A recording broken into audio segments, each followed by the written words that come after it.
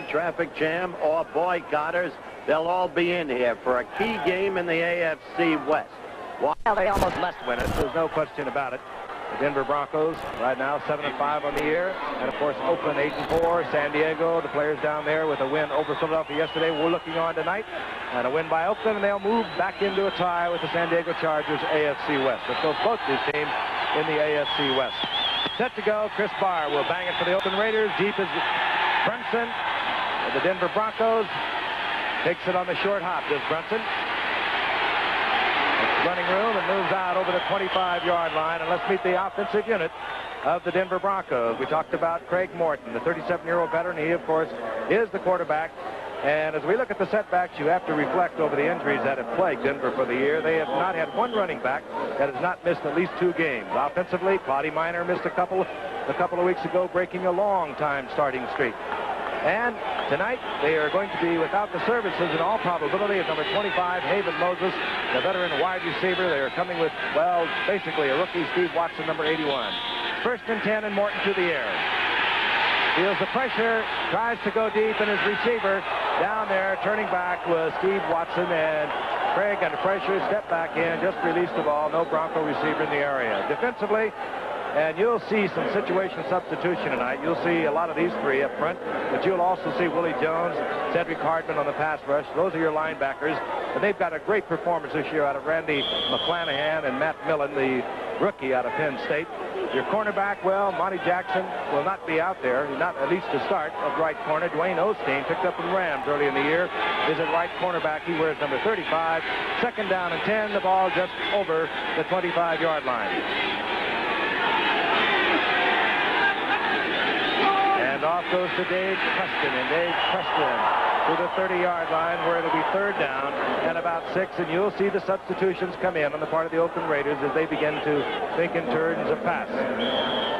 Frank, you mentioned how the Broncos have been hampered by injuries. Of course, you will not be saying, as one evidence, Otis Armstrong.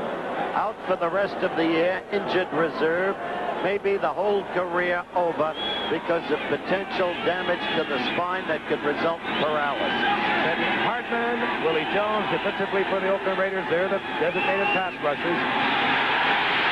3rd down, 7. Picked off.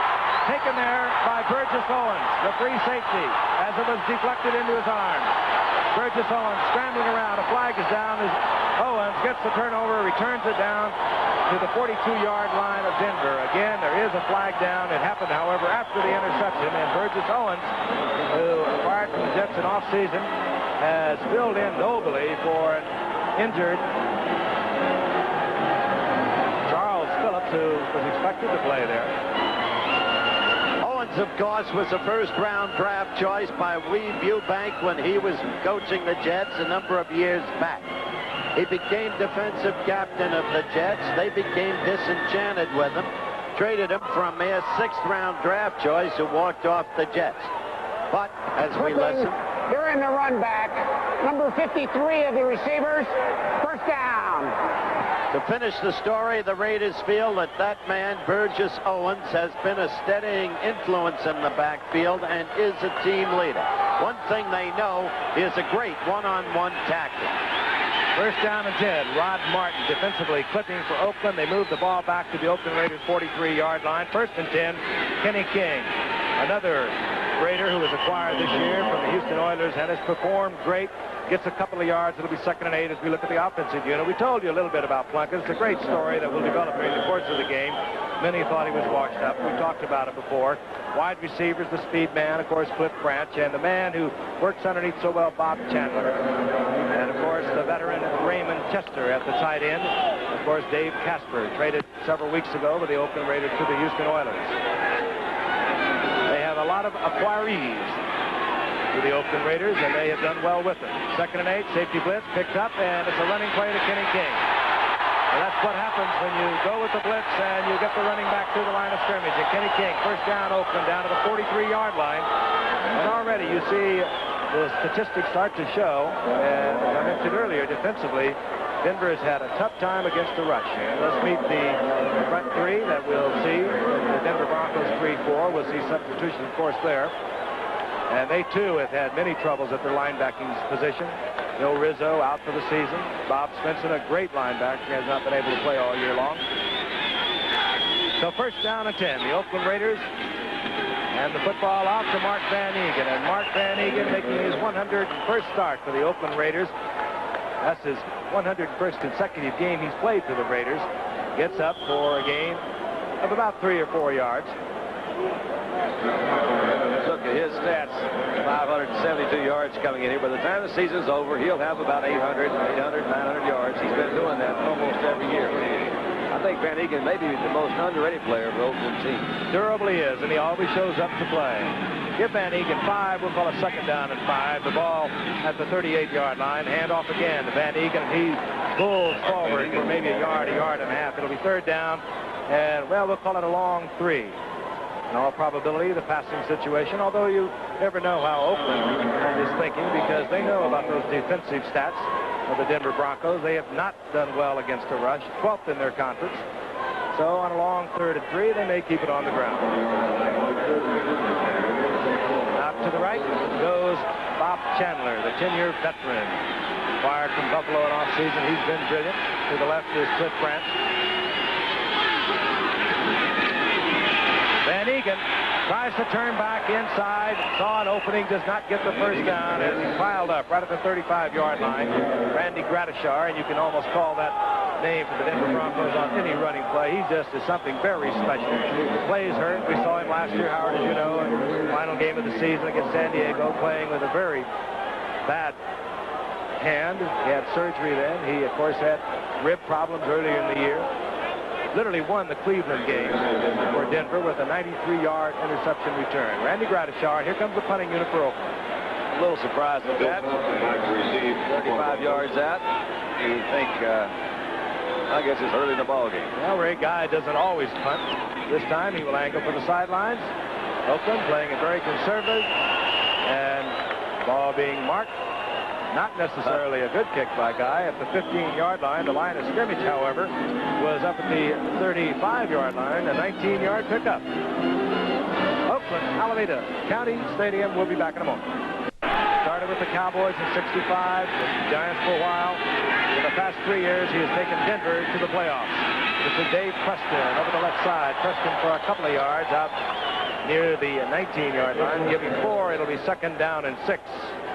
And again, we told you at the top of the show, there was an intended boycott. How effective, we don't know. We saw people outside in the parking lot. They were going to wait 5 minutes before they came in protest to the intended move of the Oakland Raiders to California. But again, we've also told you it's 6 o'clock here in California, and these folks out here drive a lot of cars. And there's a massive traffic problem here. Second and 4. The ball right at the 19-yard line. Quick movement on the left side of the line on the part of Denver. They were not set up for that play. You could tell Craig trying to get people lined up. It was a mess up. He had Odoms in the wrong place, had his backs lined up wrong.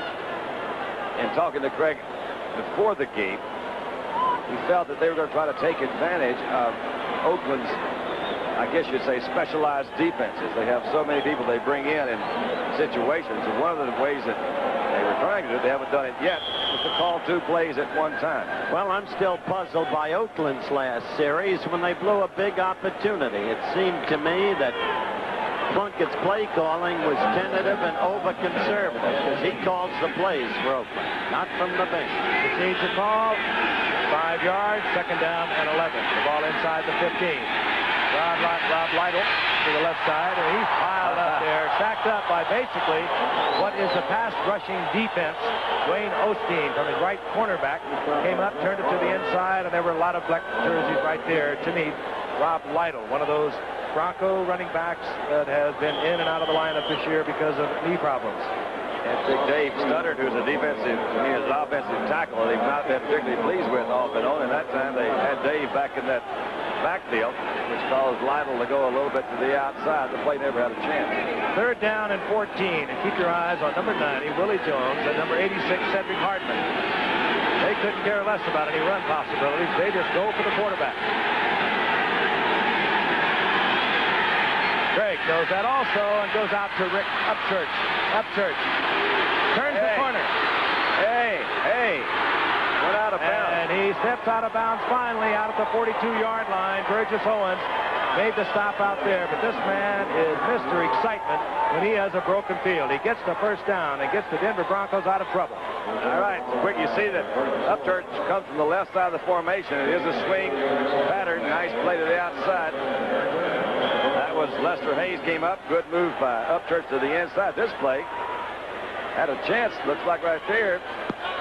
He just barely. He couldn't get his balance. He could have gone all the way on that one. Rick is the kind of guy that really keeps him loose. You saw a great block by Tom Glassig that enabled Upchurch to get the first down at the 42-yard line of Denver. Craig on first down. Out he goes to Preston, and Preston is at the 48-yard line, and they're saying no, he was not taken away as Lester Hayes romps towards the end zone, but they'll bring it back, and it'll be a pickup of about 6 yards. And Preston now is slow getting up. Preston missed games early in the year with a collapsed lung. Hayes will do that, though. He's, in his own way, a defensive game breaker with 10 interceptions already. Here's an end zone replay. Quick little out route, shoot route, where you call it, to the back. Dave Preston. Just a head-on collision, and it appears it dazed him a little bit. The ball falls out, but they said he was down. So Dave Preston is being administered to, and we'll be back in a moment. Injury appears not to be too serious. Jim Jensen, number 30, comes in. The L.A. Traders, some of the feeling of Oakland fans who for years have supported this team with packed houses. They don't want to lose their team. Second down for Denver, their own 48-yard line. And Jim Jensen with good ball handling in the backfield explodes right up the middle, and he's down to the 38-yard line of the Oakland Raiders. Burgess Owens made the save there. He did make a save, a shoestring save. Well, Jim Jensen, in the light of the past few years, you also know about him, how Dallas let him go, and how he's made it with this team. He is a great all-around athlete.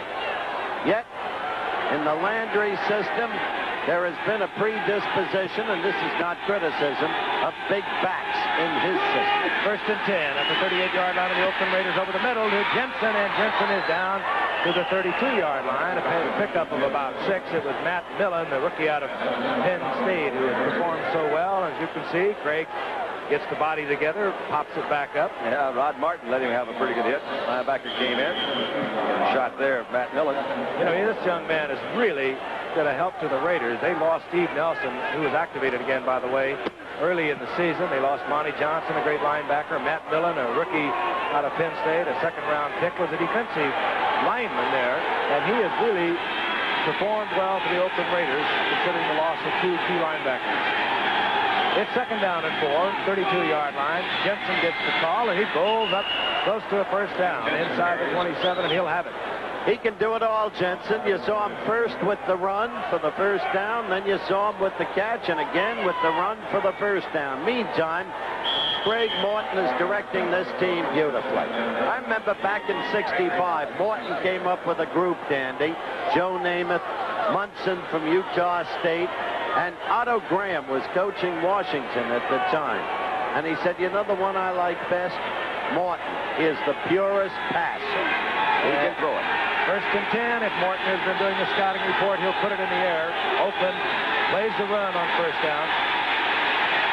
And Morton throws it away. Riley Odoms is in the area. Partisan crowd wants to call against Morton, but he was very wise as the Raiders covered well downfield.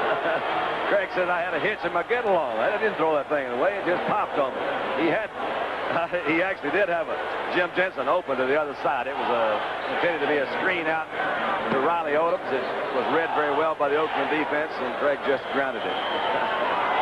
It'll be second down and 10. No chance of deflection that way, right?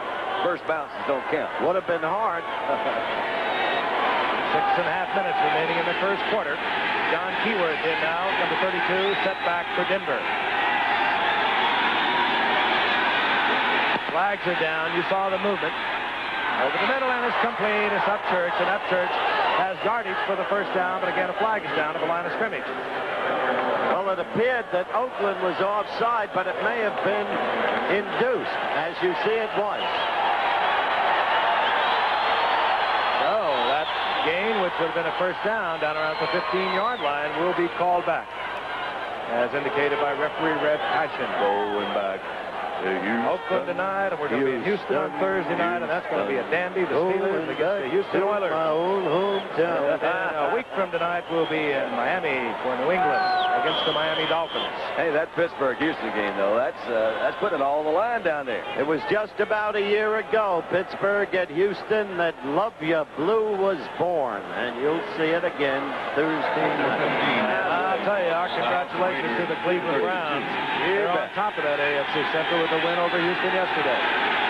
Second down, 15. John Keyworth. And Keyworth lunges ahead inside the 25-yard line, picks up 6 of those yards. Don Matuzak slides out defensively from his left end position to make the stop. There's John Keyworth. He also missed so many games this season. He had both knee and shoulder problems. He comes out. Jim Jensen, who just came back last week, and if you get a look at his left thumb, you'll understand why. He had a surgical repair job on it just a few weeks ago. Third down and 8. Martin tries to go out to Rick Upchurch. Incomplete. It'll be fourth down, and we are in all probability going to see a man who is red hot for the Denver Broncos. That, of course, would be Fred Steinfort. Steinfort, there he is, started with the Oakland Raiders. He has the unique qualifications of having retired, literally, George Blanda, the leading scorer in NFL history. He went to the Broncos this year, and he retired Jim Turner, the second leading field goal kicker. He actually started with the Oakland Raiders back in '76 as a 5th-round draft pick. He's well within his range. Well within it. Sure he is. He kicked one 57 yards earlier this year. That is 9 straight field goals for Fred Steinfort. He is now 22 of 25 on the year. A remarkable year for Fred Steinfort from Boston College. We'll be back in a moment. Fred Steinfort will kick off. He has just put the Denver Broncos ahead of 3-0. A pair of speedsters. 43 is Ira Matthews. Art Whittington, 22. Whittington has already returned one this season. The ball goes to Matthews. And Matthews hit as he moves out over the 25, close to the 28-yard, and Oakland will have possession at that point. What we have seen thus far, to put things in perspective, Oakland's first drive, they ran the ball 5 times. There was tentative play calling. They gave it up on the Denver 35. The springboard of the drive for Denver that led to the field goal was the screen pass play on 3rd down to Upchurch, and an overcommitment on the pass rush by Oakland. Frank? Plunkett, close to 52% on the year. Took over 7 weeks ago. 1st and 10. And the pass rush, he gets away from it, steps to the outside, and goes back over the middle to his fullback, Mark Van Egan. And this is what Plunkett can do. Many people have said in recent weeks he's doing it too frequently, sliding out a little early, but you saw he would have been sacked had he not. Rushing him with Reuben Carter, but he got the pass away by moving out. Frankie got some good pressure in there. He did move back to the outside. I think he was trying to go downfield to a wide receiver. This is the safety about Mark Van Egan. These guys are kind of lucky to get that one off, I think, because they had good pressure. Could have been a sack. I tell you, I don't care what the team statistics are. Denver hits. Van Egan gets the first at the 40-yard line of Oakland. Plunkett, he has the time. He's going deep for Branch. And there's a battle for the football as Aaron Kyle goes up with Cliff Branch. And, of course, Aaron Kyle, 4 years with the Dallas Cowboys. He came to Denver 5 weeks ago on procedural waivers, meaning he really was able to pick his team that he went with. They're going to work over Aaron Kyle because he is not notably good on coverage, but he is notably good as a hitter. He is a terrific hitter. They've actually been pleased with this acquisition for a couple of reasons. It's freed up Foley to get back into that safety position, and Aaron is the kind of guy who was drafted very high against Dallas. Just hasn't quite fit in there. Maybe this is his spot. Second down and 10. Kenny King, right side, huge hole, and King.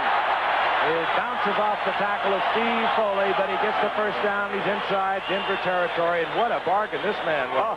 Tatum, Jack Tatum, traded to Houston, and Kenny King came for a couple of 7th-round draft picks, and he carried the ball 3 years for Houston. I mean, three times for Houston a year ago, for 9 yards, and here he's over 635 yards. As we said at the beginning of the telecast, he gives Oakland a whole extra dimension. And by the way, not denigrating Jack Tatum, he's had a super year for Houston. That's true. On 1st and 10. Van Egan collected and dropped by Rob Nairn. Gain of a couple of yards. Second 3, it'll be 2nd down and 7. Good offensive blocking that time. He had plenty of time to throw. Chose to go to the man under. Offensive line set there, formed a pocket. One of the criticisms that has been leveled at Plunkett in the last few weeks is that when he goes back to set, he won't take that extra step or 2 steps back up in the pocket. And supposedly his lineman keeps saying, hey, trust us, we're going to protect you. Come back up in that pocket. After those 2 years of getting shell-shocked across the bay. So, 2nd and 7, flags all over the lot. Plunkett will play it out. 6 and goes to the turf, short of the 1st down at the 41-yard line.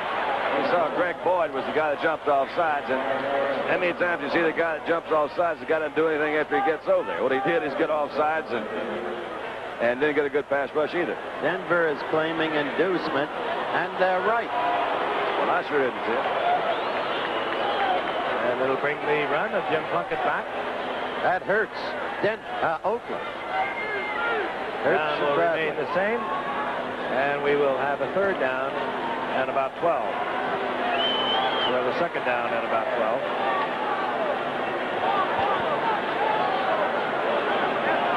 Let's get that flag up, gentlemen. Illegal procedure. Number 16 on the offense. Still 2nd down. Quarterback Jim Plunkett making an illegal move. I don't believe that. He can't mark a snap that is deliberately interpreted to induce the defense to move offside. He can't make sudden movements to do that. Obviously, he did. 2nd and 12, 3:11 remaining here in the 1st quarter. Denver on top, 3-0. Plunkett with good protection. Kenny King. Good open field tackle by a man who can do it. Number 57, Tom Jackson. He still has the range. He still has the speed. He is still fearless. And as you saw, he's a terrific one-on-one tackler. Their linebackers, through their years of excellence, have been, it seems to me, Don, their standout commodity. It seems to me that a few years ago when they went to the Super Bowl, that was what everybody was saying, and probably true, that without those linebackers, they wouldn't have gotten close. Of course, Granishar is the guy, I guess, that gets more publicity than anyone. But Tom Jackson, the guy, Rizzo, they've had some injuries in that linebacking core this year. 3rd down, 6. The ball at the 45-yard line. Both wide receivers, Grant, Chandler, split to the right. Plunkett. Chandler. Yes, sir. Good throw. Chandler, who has been a spark plug for the Oakland offense, down to the 35-yard line. 1st down. Secret to that play was self-evident. Plunkett had all year to throw. Superb protection.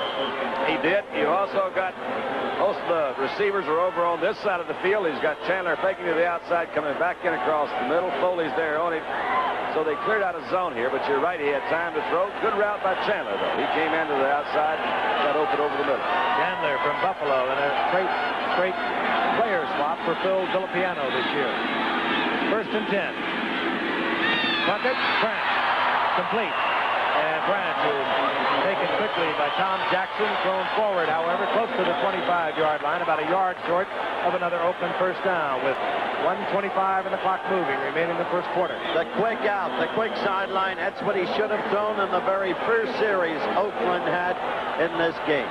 I think everybody, from a quarterback, a little tentative in that first series of downs. This one has been a very good one because he has mixed it up. He's not run that much, but he has hit the passes underneath, the quick outs. Came to Chandler, I guess, with the longest gain over the middle.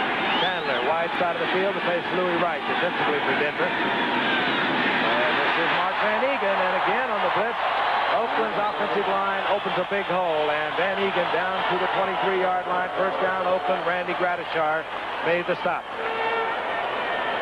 We showed you the stadium at the beginning of the show, primarily because of the traffic problems. It was about half empty. And, of course, because of an intended boycott for the first 5 minutes of this game in protest for the attempted move to Los Angeles by the Oakland Raiders. Now you can see it's a sellout crowd. Telecast in the area, the first sellout for Oakland this year. And of course, they've had over a decade of sellouts. First down, Kenny King. Oh, Kenny King motors all the way down to the 6-yard line. He gets the first down.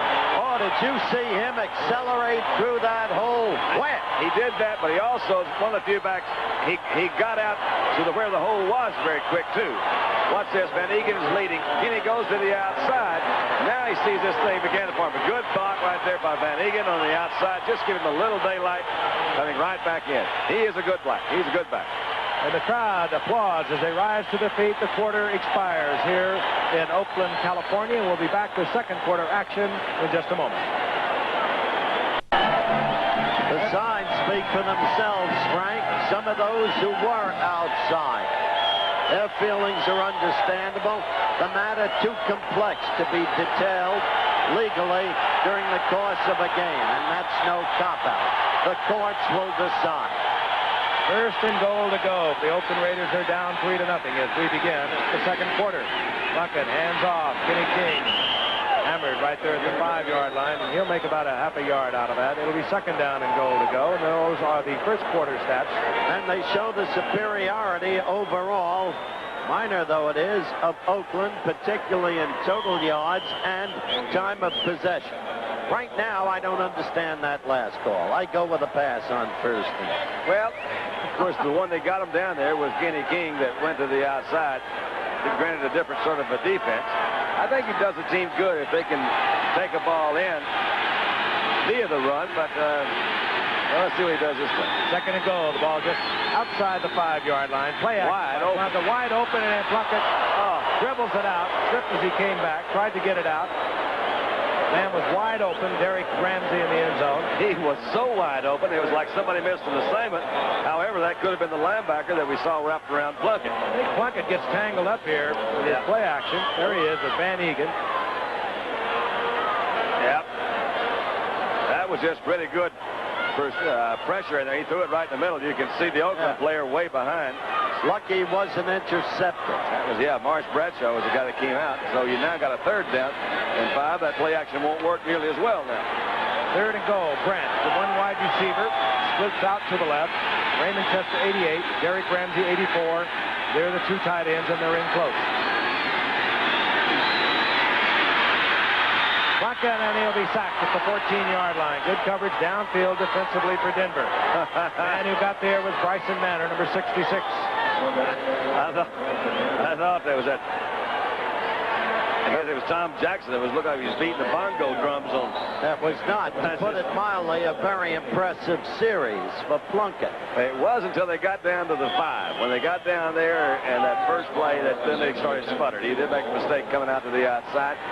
Plunkett does call his plays. I was not aware of that. I thought they sent him in for side. Chris Barr comes out, 31-yard field goal attempt. The man who holds, Bob Chapman. Barr, 13 of 24 on the year. I don't believe it. And he's wide to the right, and Denver, with the first down and goal at their 6-yard line, gets out of it. They will lead 3-0 when we return. And that will be the situation. Missing them 31 yards out. The Broncos up to the line of scrimmage, first and 10, the ball at their own 20-yard line. That would have to give the Broncos a lift. Oakland had moved briskly down the field. Had a first and goal at the 6-yard line. We'll turn back. On first down, Morton into the flat, finds Rob Lytle, and Rob Lytle steps out of bounds. Out at the 25-yard line. Gain of 5, it'll be second and 5. Well, I can tell Al Davis that, but unfortunately, that will not be the decisive opinion. Influential. A federal court judge will render that opinion. That decision coming sometime early February.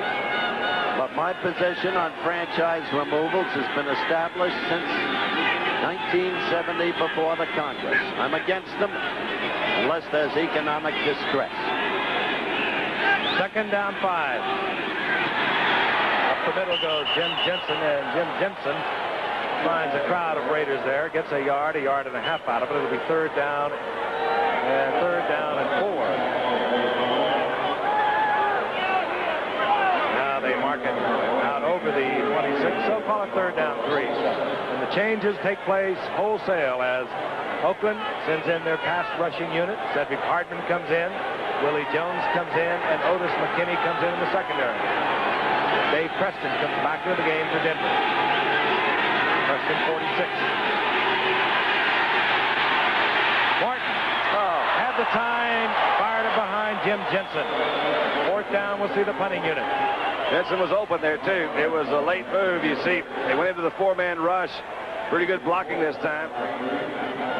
Craig comes up. He saw the Oakland defender in front of him, pulled it back. That could have been an interception. That was Otis McKinney, number 23. He came in, made that fake. By the time he pulled it back down, he wound up going behind.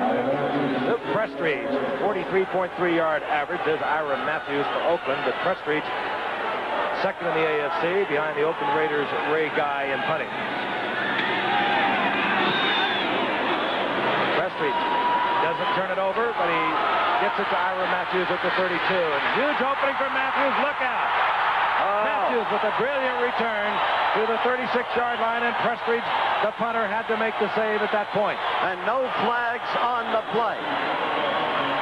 I don't think this one was set up as much as it was. He decided I'm just going to run this way. Matthews saw it right up the middle, big hole up the middle, and that's Prestridge, you see, that tripped him up. And this is the kind of return that they anticipated from Matthews when they drafted him a year ago as the nation's best returner from Wisconsin. Pocket on the sideline, talking with head coach Tom Flory. There he is on the left, a former Raider quarterback in his own right many years ago, early 60s. Still holds several Oakland Raider records. But Ira Matthews has returned the Prestridge punt to Denver's 36-yard line. Once again, Oakland in super field position. This is the third time that they will have enjoyed super field position. They haven't capitalized yet. I relate this to the signal calling. But I'll tell you this much, you get the feeling that Oakland is a talent-laden team in a slump. Out to the left, both wide receivers. Branch and Chandler, and Plunkett will go on top.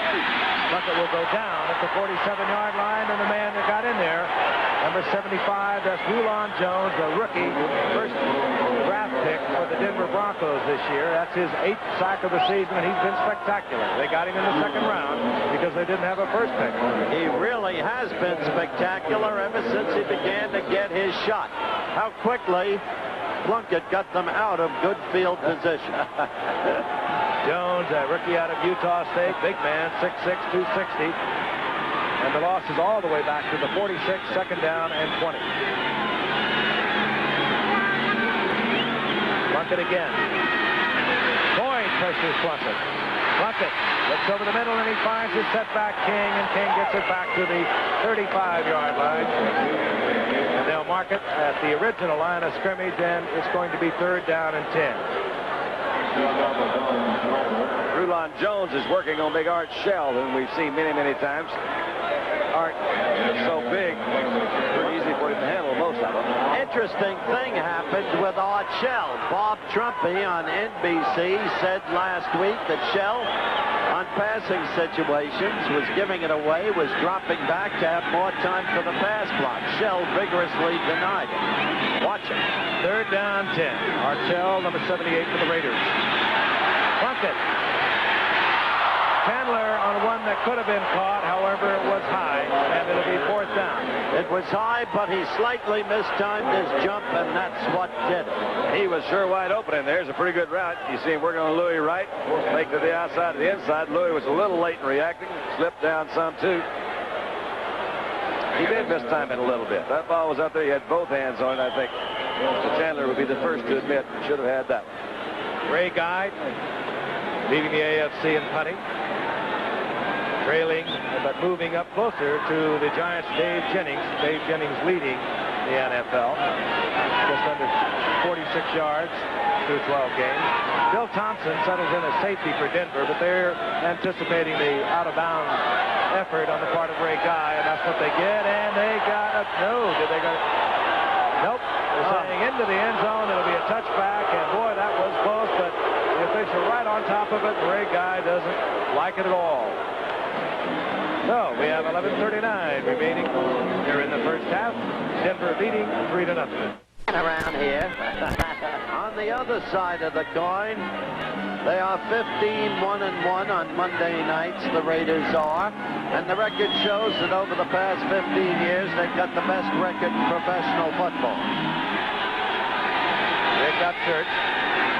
Wide receiver, split to the right, first down and 10. Morton gets the ball deflected as he tries to get it away in the general area of Riley Odoms. It'll be second down and 10. Riley Odoms is such a wonderful target. He's so big, but he has been hampered with injuries both last year and this year. If you take Haven Moses out and you got Riley Odoms limping, you're limited to who you can throw to out there. Of course, Rick Upchurch is the kind of guy, the speedster. But Craig has been throwing a lot to his backs, Preston in particular. Odoms, 2 big games coming into tonight. 6 receptions in each of the 2 previous games. Craig switches up, hands off the ball, running play out to the 25-yard line. You know that the big man, Jim Jensen. All right, big play now for Denver. Try to get something started again. Oakland's blown 3 opportunities. The score might well have been 14 Oakland, 3 Denver. It's Denver 3, Oakland nothing. Third down, a little more than 5 yards to go. Oakland thinking pass. They bring in Jones, Hartman, and we'll see what Morton comes with on third down and long 5. Morton buried, and he had to dump it off towards Rob Lytle in the pass rush. Pressures Morton into a 4th down situation. you have Matuzak, Hendricks, those were leading in there. You see Craigie, he was trying to get the ball off quickly to the right side where the pressure's going to come. There's Ted Hendricks, 83. Matuzak's, he almost grabbed Craig's face mask on his way down. The ball had to be released a little bit quicker than that. That's what you got to say. There's Ira Matthews. He had a nifty return of 31 yards a few minutes ago, but Oakland did not capitalize on it. This time, Prestridge bangs a beauty that takes Matthews all the way back to his 25. And this time, the special team performed for Denver, and Oakland will have the football at their own 33-yard line. 50-yard punt. I want to remind you about Saturday. College football coming your way, a national doubleheader, and it'll begin live at 12 o'clock Eastern time. First game, Florida against Florida State. Florida taking on number 3 ranked Florida State. That should be quite a matchup. And then that'll be followed by a long-time traditional rivalry, number 2 ranked Notre Dame going against USC. They do it year in and, of course, year out. The final year of college football, regular season, of course. So be with us. NCAA college doubleheader coming up on Saturday. First down 10, 33-yard line, Oakland Raiders. Kenny King. And King moves out close to the 38-yard line for about a 5-yard pickup. It'll be second down and 5. Decent first down pickup on the ground. That's right. There's a young man Oakland really coveted 2 years ago. They wanted to draft Kenny King. They didn't have a third-round draft pick, and the Houston Oilers took him. So Oakland, they waited around a little bit, and they made some offers earlier this season, and Houston decided to trade him, and they did so for Jack Tatum, who's having a good year with the Oilers, and the Oilers also got a couple of 7th-round draft picks. King has certainly been worth all of that to Oakland this year. Second and 5, and here he comes again, and King gets the first down at the 45-yard line. 5'11", a 205-pounder.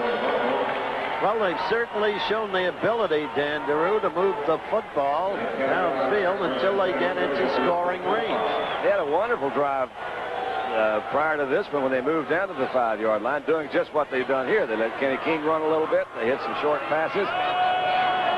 Kenny King is just, he is a terrific guy to have in that back there. He's also a good pass receiver. First down is at the 45-yard line of Oakland. Luckett overthrows Cliff Branch. And interestingly, the first time he's thrown to Cliff Branch. Well, he tried to get him down the line a while ago with Aaron Kyle, but it's the first time he's come to him across the middle on this thing. We were talking about Art Shell a while ago, number 78. Now, he's trying. I can't tell what he's really talking about. The block, he seems to have pretty good control of Bryson Manor that time. Good position. A veteran lineman like an Art Shell a lot of times will set up like he's going to pass on a draw play. And if they start to read things like that, they're in a lot of trouble. I'm talking about the defense. Now look at Art Shell now. He's back like he's going to pass block. And he is. He's going to. But he'll do it on other occasions. Somebody didn't pass block very well that time. And they lost. The sack is all the way back to the 35-yard line. Bryson Manor in there again. Well, they're stunning up in the defensive line.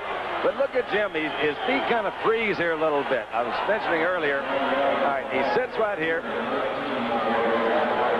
And he kind of felt that coming and leaned into it. They want him to come back up a little bit quicker into that pocket rather than go back that distance and stay. That gives the defensive lineman a point to reference where they charge towards.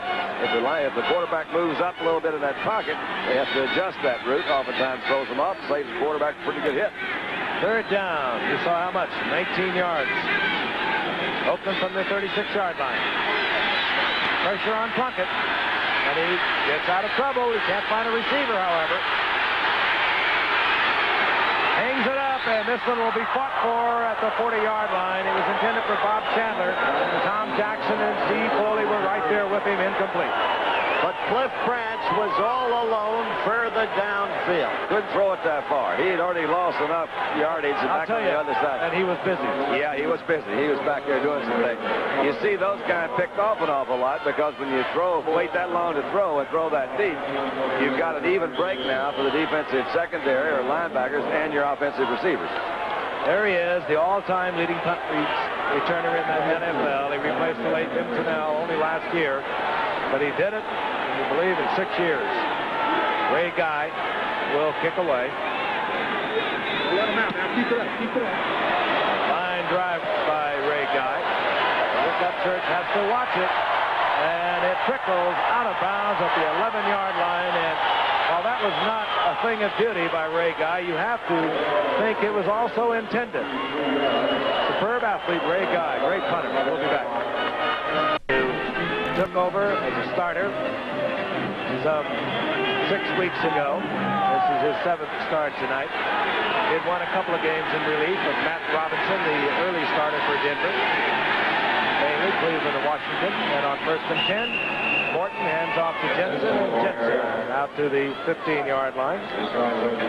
That's an interesting shot right there. Plunkett with Pastorini. I had a piece of chicken, shared a piece with Dan before the game. He said, I'm ready to play. I've been ready to play for 3 weeks. But it doesn't appear he's going to be activated. No intent here to knock down Jim Plunkett, who's a fine man, has been through so much. But his efforts tonight thus far speak for themselves. Second down, 6. Ball right at the 15-yard line. Dave Preston, left side, finds an opening, and Preston gets the first down after the 23-yard line. Taken there by Burgess Owens. Good run. That was Rod Martin that you saw go into that backfield alignment and almost knocked Preston down before he got to the line of scrimmage. He was able to keep his feet, make a cut back, and come through there. Dave Preston.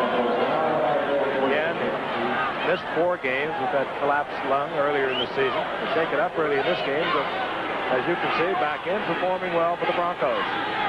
23-yard line, Denver. They're out in front, 3-0.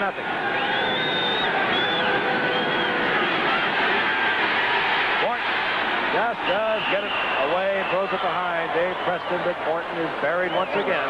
The 17-yard line, Rod Martin, number 53 on the blitz. What a game coming up right here Thursday night. The Steelers against the Oilers. Each team now a game behind the astonishing Cleveland Browns. The winner stays in the chase. The loser, something else again, probably. But we'll be there. It was about a year ago that Love Your Blue was born. We'll be back for the reunion.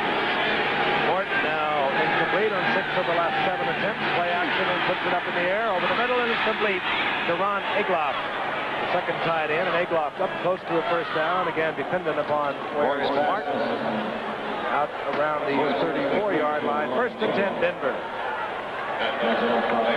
Looked awfully open to me down there in the middle for some reason. Quick little play action pass. He had a back flaring out to one side. Egloff came down the middle, and there's no one there. Egloff's 6th reception of this season.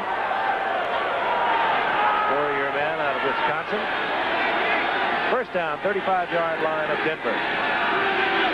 Morton again, play action, and has the time. Finds Jensen over the middle. Jensen lumbering to the outside and gets the first down, stepping out of bounds at the 47-yard line. We're going to pause quickly 5 seconds and allow our stations and friends all along the line to tell you who's bringing you this football game. Channel 7, KGO TV, San Francisco.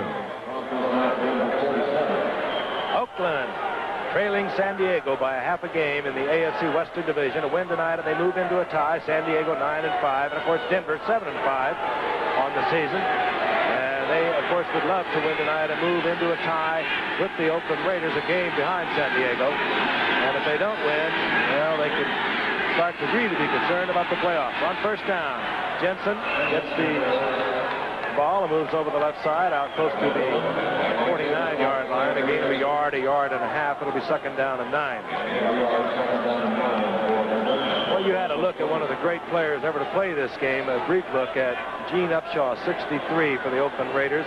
He made his 199th, there he is, consecutive start, president of the National Football League Player Association, and just one of the best who's ever performed. Awfully nice fella, too. Really is. Texas A&M.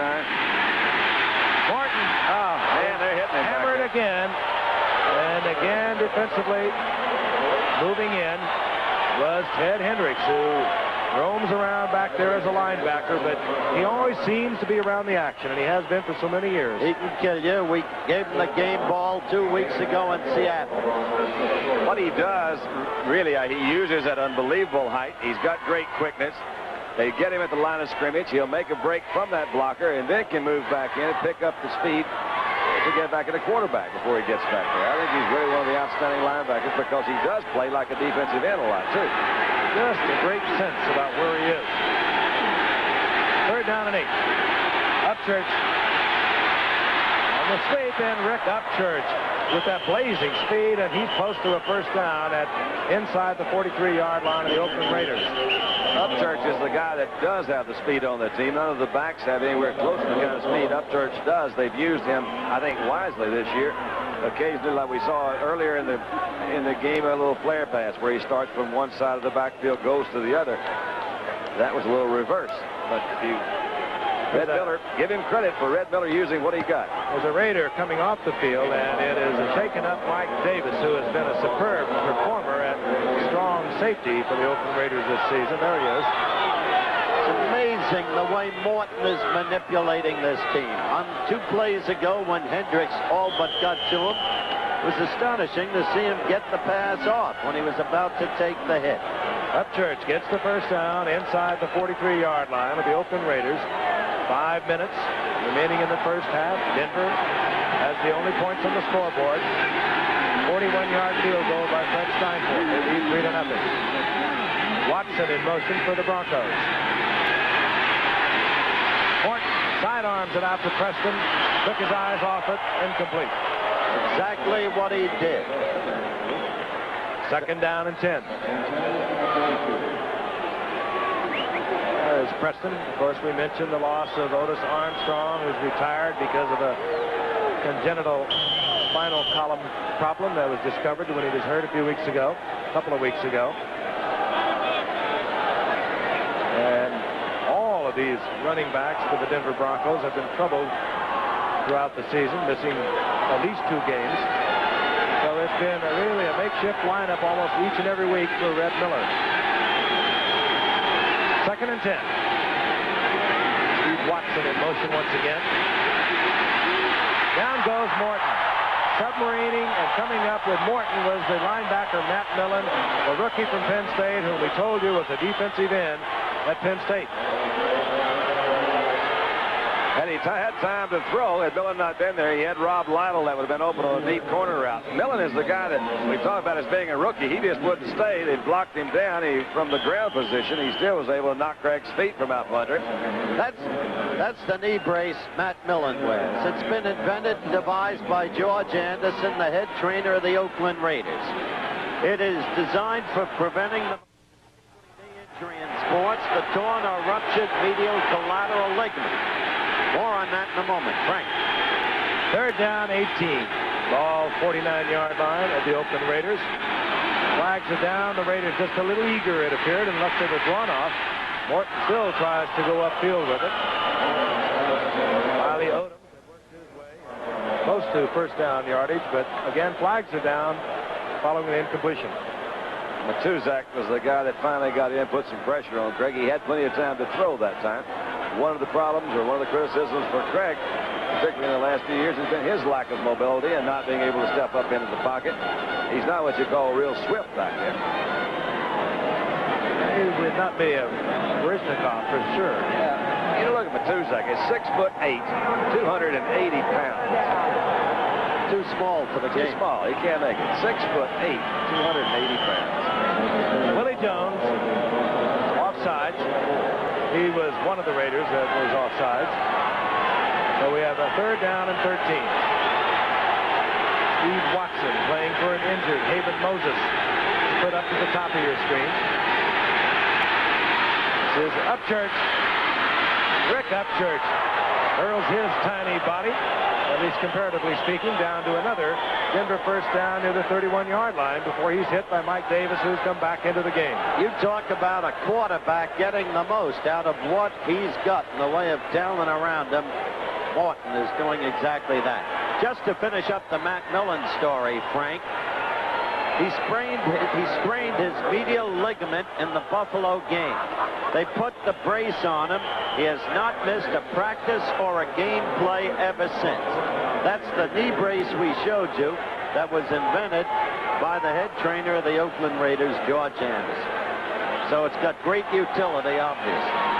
The first down is inside the 32-yard line of the Oakland Raiders.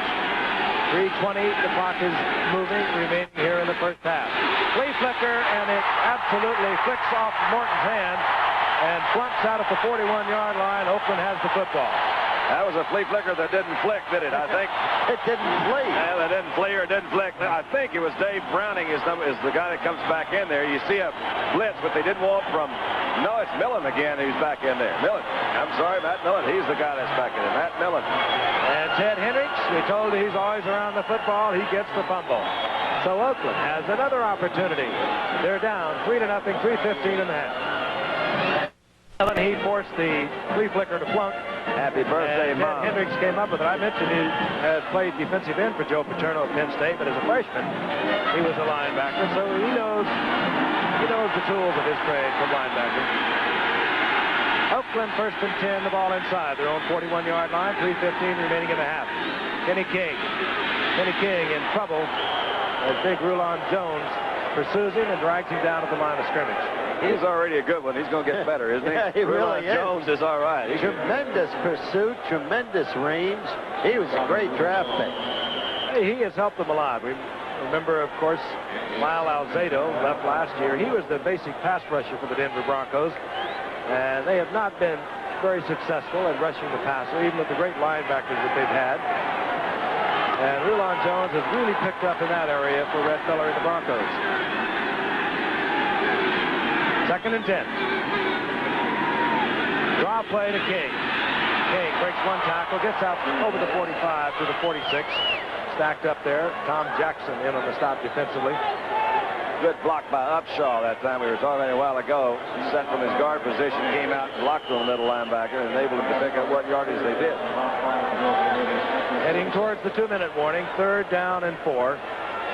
Ball out at the 46-yard line. Oakland will not get this play off before the 2-minute warning. They move up to the line of scrimmage. And there it is. 2 minutes remaining in the half. The Denver Broncos. And although the ball has been moved up and down the field, there's only 3 on the scoreboard, and they belong to Denver. We'll be back. No signs being held up. The largest guard section you've ever seen at a football game. All say save the Raiders. Again, the reference to the Oakland Raiders attempt to move from Oakland. So they've been a smashing success, both artistically and in terms of sellouts for over a decade. In their attempt to move to Los Angeles.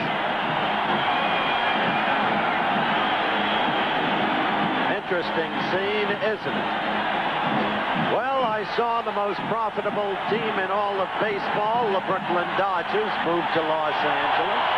I saw one of the most profitable teams in the history of football, the Giants, move to Jersey. Third down, 5. As we begin the final 2 minutes of the half. Bucket lost it in the area of Cliff Branch. Cliff Branch covered nicely by Perry Smith. So it'll be 4th down, and out will come Ray Guy, who's exercised his leg with frequency tonight. Ray Guy counting off to make sure he has 11 men on the field, or at least 11. Rick Upchurch drops for the Broncos with great respect as he positions himself at Denver's 15-yard line. At this point, a few minutes ago, Ray Guy kicked it out of bounds at Denver's 11-yard line when he hit a 53-yarder. Looks to me that they were offsides. Flag is down. Ray Guy, I don't believe, caught the corner with this one. Again, it'd be a procedure call, I believe, against the Oakland Raiders.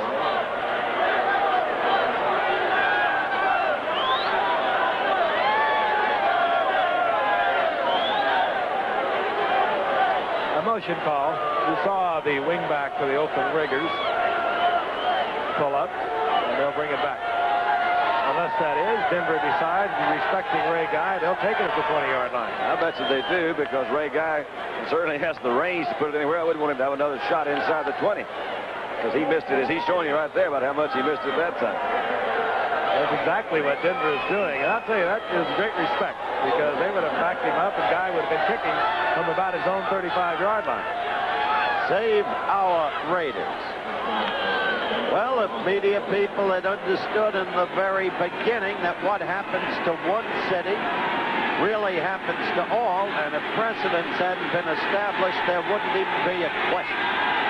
1st and 10, 20-yard line, the Broncos. Morton, who's thrown frequently on 1st down, does so again. This is Preston. Preston turns to the inside, out close to the 28-yard line. He'll be short of the 1st down by about a yard and a half, maybe 2. It'll be 2nd down and 8. Don't forget, Thursday night at the Houston Astrodome, showdown between the Steelers and the Oilers. They had a tremendous game just about a year ago, won by Houston 20-17. We look for a repeat. Be with us. Ball at the 29-yard line, 2nd and 8. The big man, Jim Jensen, Bulls is 230 pounds, out over the 30 for the 1st down. We're heading towards 1 minute remaining in the half. Pittsburgh's about to get some of their folks healthy. They've been hurt all year. Big Steelers, they came off a pretty big win yesterday. I don't understand this. Denver apparently content to let the half expire, yet they have the football outside their own 30-yard line. They have 3 timeouts remaining as the Goodyear Columbia looks down with Captain Nick Nicolari soaring around up there with our cameraman Archie Griffin.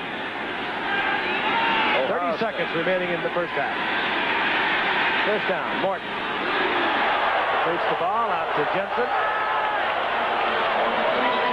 And now Morton decides he'll take timeout. I'll move over and I'll talk it over with Red Miller. Why would they do that? I don't know. Why go talk it over now? They let all the time lapse. They ticked off 40 seconds. Needlessly. Very unusual call, Reds. I guess they think 3 points is going to be enough, huh? Turn it over to the defense. We scored. It's up to you guys now. Ed Red Miller, there is your classical coach. Started 9 years at the high school, college level. Went to Boston. He went to Buffalo. He went to Denver. He went to St. Louis. He went to Baltimore, back to New England. And, of course, came and took over 4 years ago now, and has had Denver in the playoffs on first 3 years. Took him to the Super Bowl in his first year, of course, losing to Dallas. And has had them in the playoffs the last 2 years, and that's a franchise that only had 3 winning teams in the previous 17 years. So Red Miller has done a job with the Denver Broncos. They're 7-5 in the AFC Western Division. They're a game and a half out of first place behind San Diego at 9-4. A win tonight, they would move into a tie with the Oakland Raiders. They'd be 1 game back of San Diego with 3 games remaining for both clubs on the season. And how about Curly, Don, moving back out there? Yeah, just ambling on, oozing on back out there. 16 years he's been plying his trade at quarterback. A lot of zippers around the body. And he still is the man that gets it done for Denver, as he has again this year. 2nd down and 6. 25 seconds for Denver. 2 timeouts remaining. The ball at their 36-yard line. John Keyworth, and Keyworth will have a first down out of the 43-yard line. 18 seconds remaining in the half. Bob Nelson, recently activated, made the stop. There's Al Davis, managing general partner of Oakland. A terribly difficult night for him in the national glare. The fans openly manifesting their understandable anger. The intended removal to Los Angeles. Interestingly, there is a newspaper in Los Angeles that applauds the move because all they want is another team. That's, I guess, provincially understandable, but journalistically, perhaps questionable. After all, Los Angeles got the Dodgers from Brooklyn, the Lakers from Minneapolis, the Rams originally from Cleveland. Gets very complex as sports invades the law, the economics, the politics, and sociology of the society. I would say that's complex. Yeah, and here Craig is just looking for him a first down out there, and he's got 18 seconds. I still understand why they have not tried to hurry up, because he's got, as we talked about earlier, he's got a field goal kicker, Fred Steinfort, who has got maybe as good a range as anybody in the league right now. I'd say he does. We saw them let Steinfort attempt a field goal against New England from 73 yards after a fair catch. 18 seconds on the clock. 1 timeout for Denver. Rick Upchurch, they just hope he can break it off on his own. He does not do so. Gets to the 45-yard line. Gain of about 3 yards, and Craig Morton stops it with his final timeout. So the Broncos out of timeouts. Craig Morton moves over to see if Red Miller has any kind of magic up his sleeve. By the time Craig gets over there, he may have changed his mind. Well, how many times do you think he's walked over there in 16 years? And how many times does he come back in with anything that's really going to help? Going to work.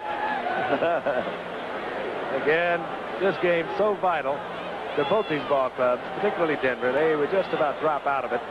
You look at the standings in the AFC West. San Diego, as Howard alluded to a moment ago, with a 1-point win over Dick Vermeil's Philadelphia Eagles yesterday. They're on top at 9-4. They must be watching tonight. The Oakland Raiders, of course, with a win tonight, will move into a tie. And of course, we've been talking about our Pittsburgh-Houston game, and you see the Cleveland Browns with a win over the Houston Oilers yesterday on top of that one. Cleveland's destiny clearly is its own. Their remaining games, Jets, Vikes, and finally the Bengals. And Oakland, they don't have it easy. They have Dallas here next Sunday. Then they play the Denver Broncos. And then they close with the Giants. That's the Oakland Raiders. Out of the shotgun, Morton. 2nd and 8, hang it up and look for a flag. Is this? And it's taken by Lester Hayes, and that is Lester Hayes' 11th interception of this season, and he is bringing it back. Time has expired. They could not get the field goal opportunity as time expires on the run back. Dave Studdard made the stop defensively for Denver. But Lester Hayes, he is something else. That's his 18th interception in less than 2 years. You think he's not all pro?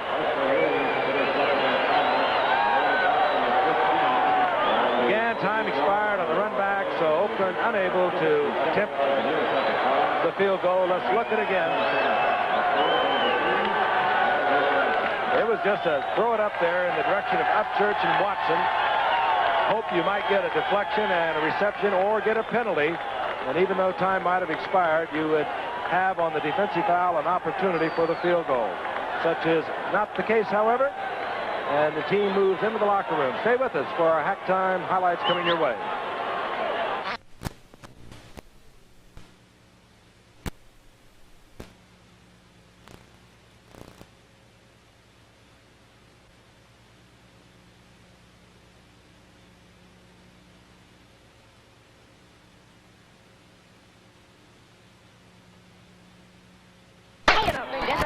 Denver kicks off. Steinford bangs it and is taken by Art Whittington. And Whittington out to the 23-yard line where Oakland will have the first possession of this second half. Earlier at halftime, let's take a look at Jim Otto receiving his Hall of Fame ring, inducted this past summer, and one of the true great players. Exactly what I wanted to bring up. The presentation made to him, of course, by Pete Elliott. Said to the fans, I want the Raiders to stay in Oakland. He went on to point out, don't demonstrate here. Demonstrate in front of the city council, in front of the other authorities. And there was a smattering of boos for Jim Otto, a great favorite. And, of course, the Hall of Famers who watched Kenny King pick up a couple of yards out to the 25-yard line. It'll be second down and 8. Feelings running high here in Oakland. Oakland had its scoring opportunities in the first quarter. They blew 3 of them. In the second quarter, they had only 1 first down as Craig Morton assumed command. Second down and 8. Van Egan 30. Kenny King 33. The setbacks for number 16, Jim Plunkett. Here's Kenny King, and Kenny King just smashing forward, short of the first down, but a great effort by this second-year man out of Oklahoma, getting out over the 32-yard line, about a yard short, maybe less than a yard short of the first down. You see him go head on with Rob Nairn. Let's watch this. And Nairn is, there's Kenny King. Says, wait a minute. He looked like a Bronco. Boy, he did. But Nairn's no slouch at all. Good linebacker to inside. Kenny King made him head on. A fine block by the Oakland Raiders center Dave Dalby, number 50. Third, less than a yard. 2 tight ends are in. Derek Branch, 84. Raymond Chester, 88. Good Branch, single wide receiver, split far to the left. Play action. Plunkett hangs it up for Branch. And Branch will get an interference call, and it'll work against Aaron Kyle, who had him man-for-man coverage. It was not a good pass, but Plunkett got away with it. Why? Because Branch is what Branch is. He had position. Watch. That's Reuben Carter, who gave a little pressure in there. Aaron Kyle just goes over and made body contact. Aaron Kyle is trying to respect that speed that Branch has. He's moved to the outside. Not a good play to come in on the inside. The experience, too. Watch Branch keep his body well in front of the ball and makes Aaron Kyle go for it. That's what you call position. F. Branch out of Houston, Texas, University of Colorado. 38-yard pickup on that penalty. Oakland has the ball inside the 31-yard line of Denver. Kenny King sprinting to the outside and gets down to the 25-yard line, tripped up by Bill Thompson, but he gets 5.5 yards out of it. It'll be second and 5. Pardon me, Frank. I think you're right, Dandy. This is the best acquisition Oakland has made. With all of its reclamation projects, King was of a different nature. A young player that he had wanted from the beginning. I think you're right. I've never seen this much of that goop put on in my life. Fred Biletnikoff used it that way. But not that much, Frank. That's got to be against the law, isn't it? Well, it sure is messy. Yeah. On the laundry. That's called stickum. Like pine tar. Kenny King, outside. Inside the 20. Down to the 19. First down, Oakland. To compliment what you're saying about Kenny King is the fact that he goes to the inside. We saw him to the outside, back into the inside again. So he's got all of those moves. King stays on the turf, shaken up. You see Reggie Jackson, who has joined us here in the booth. Served a lot of time here in the Oakland Alameda Coliseum. Great to see you, Reg. Got a commercial. We'll be back and have a word with you. Back in Oakland. First down and 10. Kenny King walked off the field, appeared to be all right, stepped out of the lineup, and Art Whittington, number 22, the speedster from SMU, the smaller of the Oakland setbacks, is in there. Ball at the 19-yard line. Whittington cuts back against the grain, and the little one gets to the 10-yard line. He'll be short of a first down, I do believe, by maybe inches, taken there by Tom Jackson. But now they mark it short of the 10-yard line. So it'll be second down at about 1.5 yards.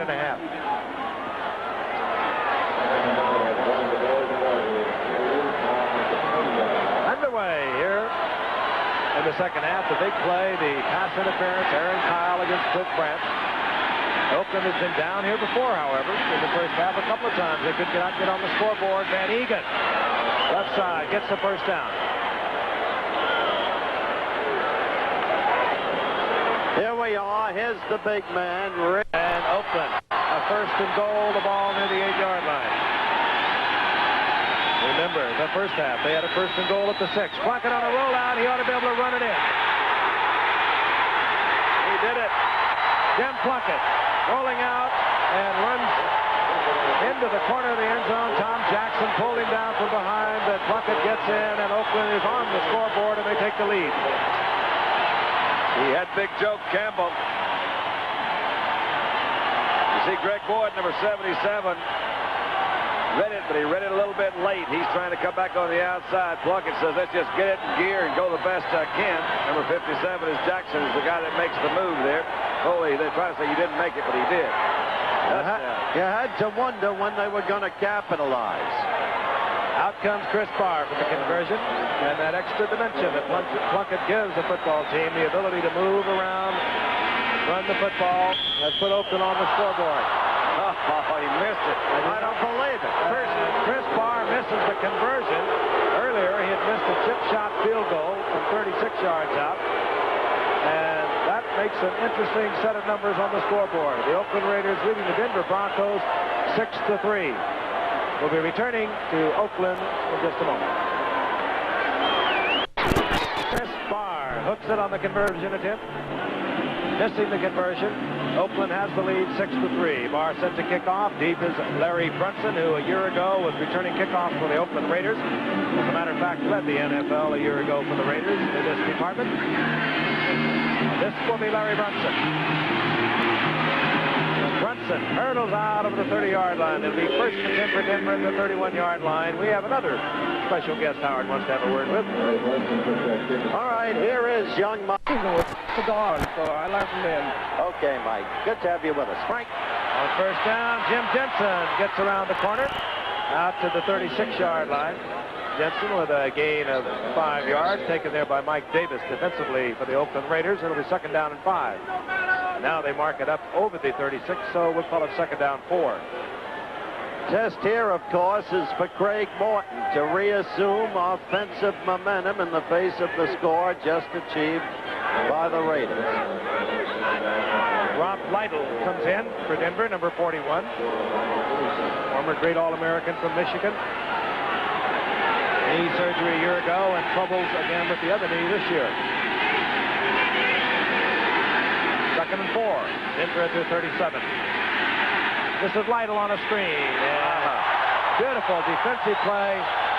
The Oakland Raiders reading it perfectly. It was Rod Martin just hammering through a Denver Bronco block. Tom Glassick was out there trying to get a block on Rod Martin. He ran right through it. Pretty good example of going to the well too many times. They've run these screens several times tonight. If they're going to continue to run them, give them a different look. They can run several different kinds of screens. But Rod Martin, along with a couple other Oakland defenders, had that one read perfect. Loss of 6. It'll be third down and 10.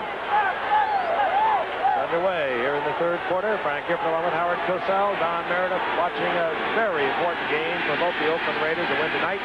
They move back into a tie with San Diego in the AFC West. On third and 10, it flies out of the hands of quarterback Craig Morton. Rick Upchurch was down there, but that just took off, and Craig Morton is slow getting up. And you can understand it. There were 3 Raiders on him. That fierce pass rush we've talked about. Here's the end of the play, Don. Well, they are getting there a little bit late. This is Browning coming through. On the other side, these are the designated pass rushers, as we've talked to them about before. Willie Jones was number 90 coming into the inside.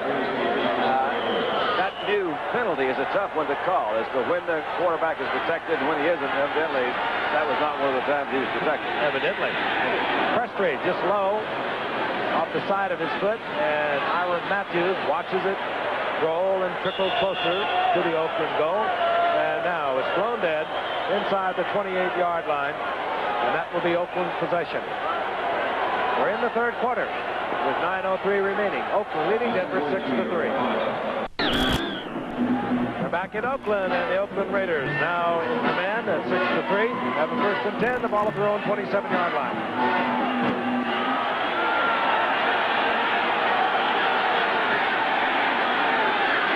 Sellout crowd, the first sellout crowd for the Oakland Raiders this year. Kenny King hesitates. Oh, he made a good move. Across field. Bill Thompson is there for Denver, but not until Kenny King gets out over the 35 to the 37-yard line, close to an Oakland Raider first down. And Kenny King is having himself a night. Beautiful ball player. Bill Thompson picked the wrong time to swing Kenny King around. You don't do it over on the sideline in front of that bench. He was just shaken up a little while ago. He is running back in, and the report is he's okay. Up to 85 yards now, having himself a beautiful night. Tom Jackson was a linebacker on that last play, overran the play. Kenny King was designed to go to his left. Saw Jackson coming in, took a step to the inside, and came back with really on his own. The play was not designed to go on this side. King steps out for a breather. Art Whittington is in, number 22. The first down, 37-yard line of the Oakland Raiders. Off is Whittington. Whittington hammered there over the line of scrimmage. First man there, Randy Gradishar. Got help from Larry Evans, number 56. Gain of a yard. It'll be 2nd down and 9. As you can see from the graphic we just showed you, Oakland has been a second-half team. I swear there are 12 of these guys. I see them everywhere. Euchre has got a franchise. I saw Gene Upshaw that time. Didn't make much yardage, but Whittington knew what to do. He was sticking right behind Upshaw. So many times to see those backs try to get too far away. They know where to stay. Stay close to the big guys. Raider backs have been doing that for 14 years with Gene Upshaw. 2nd and 9. Plunkett puts one into orbit way over the intended receiver, Cliff Branch. Double coverage on Branch, and Plunkett just throwing it away. It'll be 3rd down and 9. Goodyear, Blimp, Columbia. By the way, it'll take upon Lens to get the Columbia down to Los Angeles. In case you're interested. They'll get there. Yeah, at the end. They'll be there in time for Dan Devine's last regular season coaching game at Notre Dame. 3rd down 9. The Oakland Raiders up their own 38. And they come with a draw play. Art Whittington. And Whittington scrambling and battling close to the first down. He might be a half a yard short. Rob Nairn, 58, made the stop for Denver. And it does appear as if Whittington, on a good call, by the way, Denver thinking totally pass, comes up about a half a yard or maybe a full yard short of the first. Oakland disagrees with the official's location of the football, but they'll have to accept it. And out trots Ray Guy. He's ran the ball a couple of times for first downs for the Oakland Raiders. And he's 1 for 1 in the passing department. Of course, the Denver Broncos, well aware of those numbers on the part of Ray Guy. They'll be very alert for any chicanery as Rick Upchurch settles in at the 10-yard line for Denver. Ray Guy looking for a sideline kick, and he gets another beauty. The second time tonight that Ray Guy has put the ball out at the 11-yard line. And the first time he did it with a 53-yard effort. This one a 43-yard effort. We'll be back in a moment. 7:03 remaining in the third quarter, and it's Oakland 6-3 over the Denver Broncos. The Denver Broncos 7-5, and the Oakland Raiders 8-4. San Diego leading this division. Looking on tonight, San Diego 9-4. 1st and 10, 11-yard line of the Denver Broncos, and here comes Dave Preston. And Preston works his way up for about a 4-yard pickup. Give him 3. It'll be second down and 7. And right now, we were talking about Heisman Award winner George Rogers from South Carolina. That being announced today, we'd like to also welcome WPDE Channel 15 in Florence, South Carolina, to our ABC affiliate family. Welcome aboard, guys. Second down, 7. Ball inside the 15-yard line of the Denver Broncos, who have really not generated a great deal of offense themselves tonight. Oakland moving back and forth between their 20s. And this is Dave Preston. And Preston out to about the 19-yard line. He'll be short of the first down by a couple, maybe 3. Dave Preston, a free agent in '78 for the Denver Broncos after he was cut by New England in '77. Here he is. I mentioned problems with a collapsed lung earlier in the year. He's rebounded nicely. Third down 2. Takes a lot of guts for that, too. He's got gizzard. Watson in motion. This is Preston. And Preston gets the first down and more as he moves over the 25. Out to the close to the 26-yard line.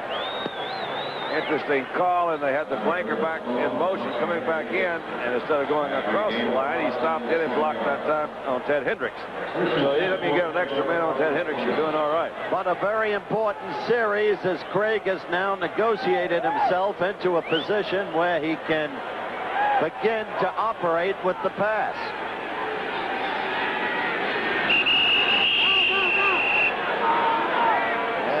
Some of that goop that you saw Lester Hayes' arms and legs is now on that ball out there. I'll tell you, quarterbacks hate that, don't they? I always, it's just, can't stand it. Receivers and defenders. I've never seen a defender like Lester Hayes put so much of it on him. Receivers will use it. Oddly enough, you get grass and dirt on it, and it becomes slippery. On first down, Morton dumps it to Jensen, and Jensen puts it up in the arms of Rod Martin, interception Oakland. I can't believe that. That is unreal.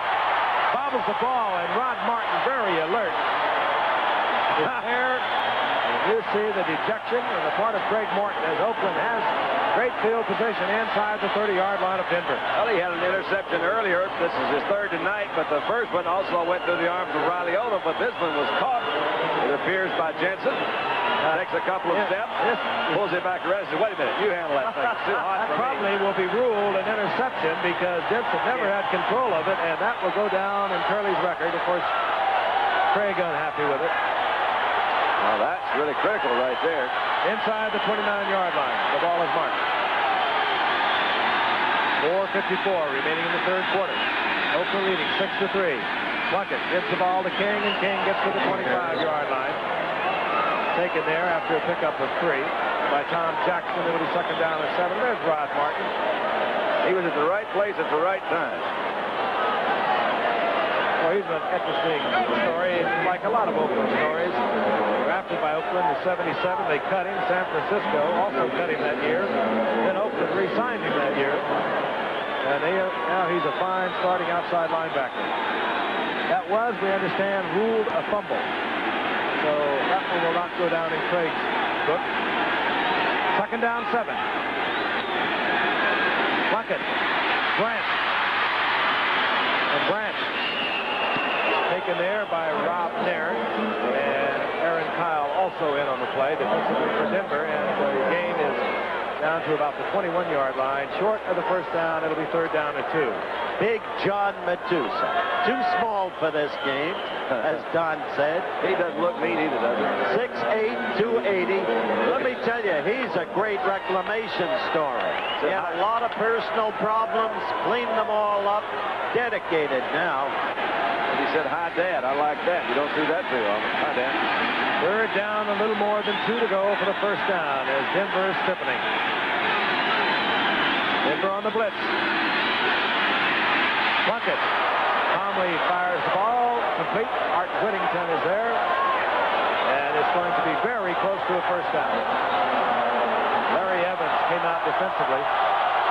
Crowd is already anticipating it will be short of the first down. They are chanting, go for it, and that's exactly what the Oakland Raiders Tom Flores decides to do, sending in Derek Ramsey, the extra tight end. Especially after what's happened to Barr tonight. Missing a 31-yard chippy and then, unbelievably, a point after. 4th and less than 1. 2:45 remaining in the third quarter. The clock is moving. Oakland leading 6-3. Christensen in motion. Right side, and Kenny King will not get the first down. The ball ripped loose, but it had been blown dead. Now a flag goes down. I'd say they pulled Kenny King back pretty good. That flag might be for a late hit of some sort. Crowd is already anticipating it will be short of the first down. They are chanting, "Go for it," and that's exactly what the Oakland Raiders' Tom Flores decides to do, sending in Derek Ramsey, the extra tight end.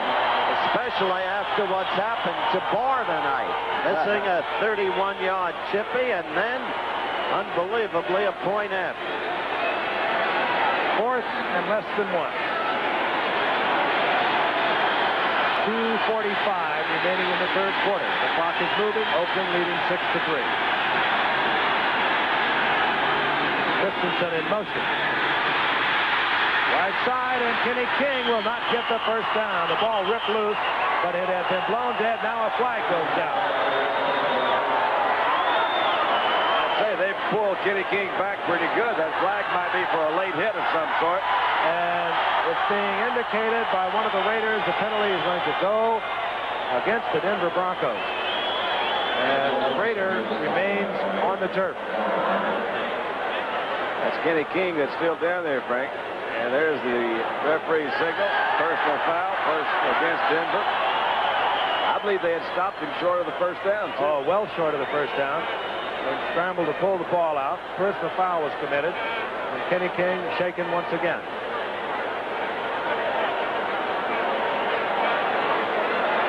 Our referee tonight, Red Cashin, his crew.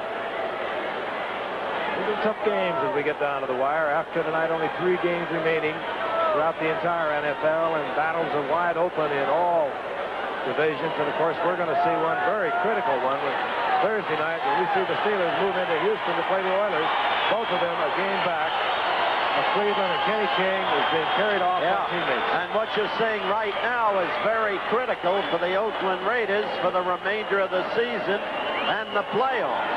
If he is hurt, they can't do it without that man. We'll get a report as quickly as we can.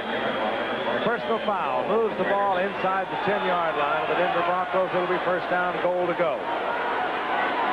I think this is the most organized crowd I have ever seen. We couldn't tell at the beginning how many were effectuating the 5-minute boycott. But now we can tell you from the placards, many, many were. Whittington piled up. Get at the line of scrimmage. It was Rob Darren that kind of came under, submarined under the blockers there, knocked some of the linemen's feet out from under him, and therefore he didn't have a place to go, Arthur Whittington. They're checking the left knee of Kenny King. I might say this about Nairn, Don, in the absence of the very great Bob Swenson, underpublicized though he is, Rob Nairn has shown himself to be very competent against the run.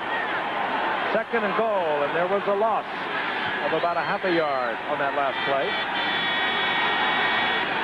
Puckett will put it up. Can't find the receiver. And now Puckett will run and gets to about the 8-yard line. They'll probably mark it at the 9 as Rob Nairn, back defensively, moved up and was there to corral Plunkett. You talk about hearing footsteps. Plunkett did then, I'll tell you. Well, it appeared to me that in the beginning of the play, they were trying to work the left side of their offensive line. They had a man-for-man coverage, but on the snap of the ball, the linebackers drifted over that way. I think Plunkett, I don't know what that is. You name it, Howard, you can have it. I'll tell you something. Denver really, they get tough down there inside their 20-yard line. The Raiders have moved up and down the field, but they have had trouble getting in. Glenn Madden always raved about Denver's short yardage defense. 3rd and goal. Plunkett to the air. Well, he's got some time this time. Fires in and out of the end zone, incomplete. Going down there, intended for Bob Chandler, and out comes a young man who really must be feeling the heat. Chris Barr missed that chip shot field goal, missed the conversion, and here he is. Chris Barr, of course, with Cincinnati a year ago. Brother Matt Barr with the Pittsburgh Steelers. And like his brother, out of Penn State. 26-yard attempt. Bob Chandler's the holder.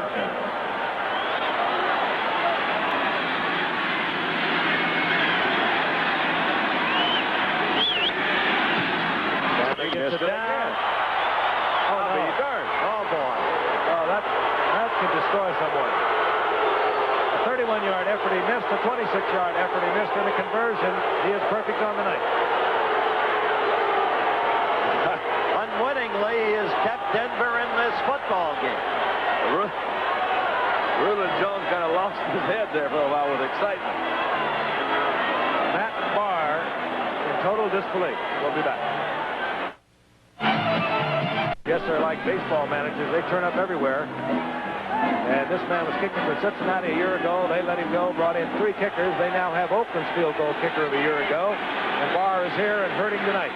On first down, Keyworth with a couple of yards out to the 22. It'll be 2nd and 8.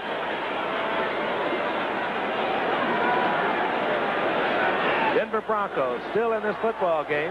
Miraculously. They ought to award a special medal to Red Miller. Well, it's somebody, or maybe Chris Barr. Somebody, I don't know what it is. They have not been able to. They've gotten a lot of the breaks. Some strange things have happened. Denver just keeps plugging along out there. See the clock wind down in the 3rd quarter. Rob Lytle in, number 41, setback for Denver. Play action by Morton, trying to slow the pass rush. And in and out of the hands of Rick Upchurch, incomplete. Wayne Osteen covering, but again, you saw the pressure, and I don't know, Morton hearing a lot of footsteps around him. He has very little time to get that ball off. I think you get into a rhythm of throwing the ball quickly. You see Kenny King on the sideline. Again, we haven't received any definite word on Well, we know it's his left ankle. Yeah, but okay. Left ankle. We don't know what's wrong with it, but we know it's the left ankle. It's certainly better than the left knee. 3rd down, 8. Preston now split out to the left. Number 46. Watson split to the right.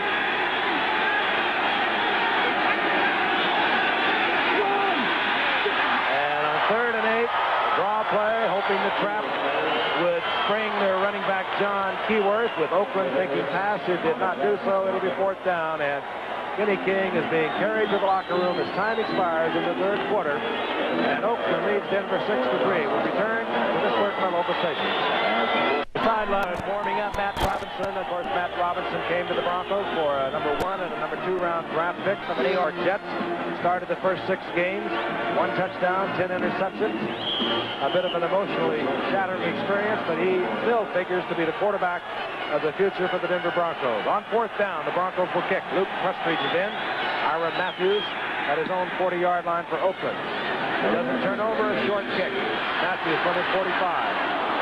Nailed there, close to midfield, hurdling over a blocker, Maurice Harvey. 33-yard punt.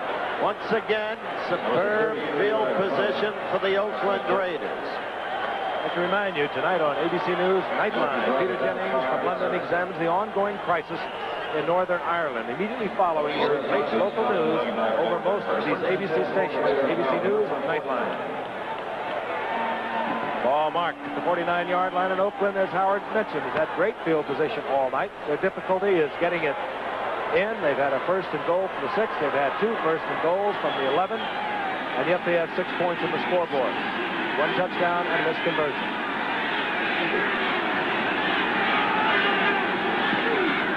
Ruckett on 1st down. The blitz is on. And the screen, it's a call. It's a good one against the blitz. Van Egan. All the way to the 30, and what a time to have the screen on when the blitz is coming. If you can pull it off, you sure got it, because the linebackers are back there rushing the quarterback. Again, it's flipped out to Van Egan. Little play action fake. Lawrence blocking up at the inside. Plunkett drops it back. Jackson couldn't make his way through. Look at Bill Thompson trying to stop right here. Bill says that's too much for me, and Van Egan rolls on for another 4 or 5 yards. Gradishar and Nairn were both in the pass rush. They could not help Jackson. He had 2 blockers.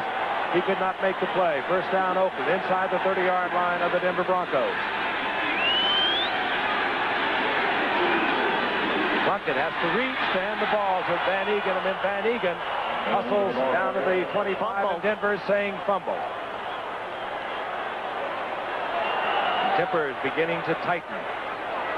You know, when you look at the third quarter stats, you can see the difference as Oakland did recover the football, apparently. 4 turnovers for the Broncos, none for the Raiders. Look at that. That's the key statistic. Pickup of a little more than 4 yards. Second down and 6, the ball at the 25-yard line. Chandler split out to the right. Out to the left, the speedster, Cliff Branch. The tight end is Raymond Chester, number 88. And Chandler switched up on Plunkett. He hooked up, seeing the double coverage, and Plunkett just laid it up. And Chandler looking back at Plunkett, saying, well, we don't have it together, guy. Third down and a long 5. And each time Oakland gets into Denver territory, they start to falter. They have done little with the pass tonight, and now they must count on Van Egan to make up for the loss of King. Plunkett 9 of 18 on the night. Stays on the ground. Art Whittington. And it'll be 4th down, and I would not want to be Matt Barr when he comes out on the field, or rather Chris Barr. And he's welcomed by the Raider fans. He missed from 31, he missed from 26, he missed a conversion. He was too close, that's what it was. He's going to get it back a little bit, kick this with about, what, 42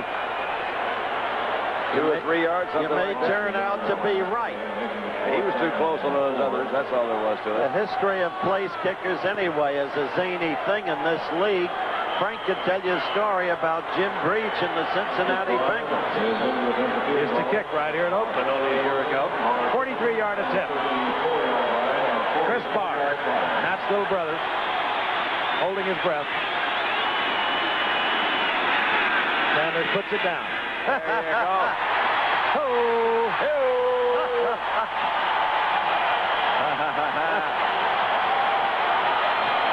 So Oakland has a 9-3 lead. 13:06 remaining in the game, a vital game for both ball clubs. Stay with us. We'll be right back. It is the speed. Now, Kenny King has gone into the locker room with a damaged ankle.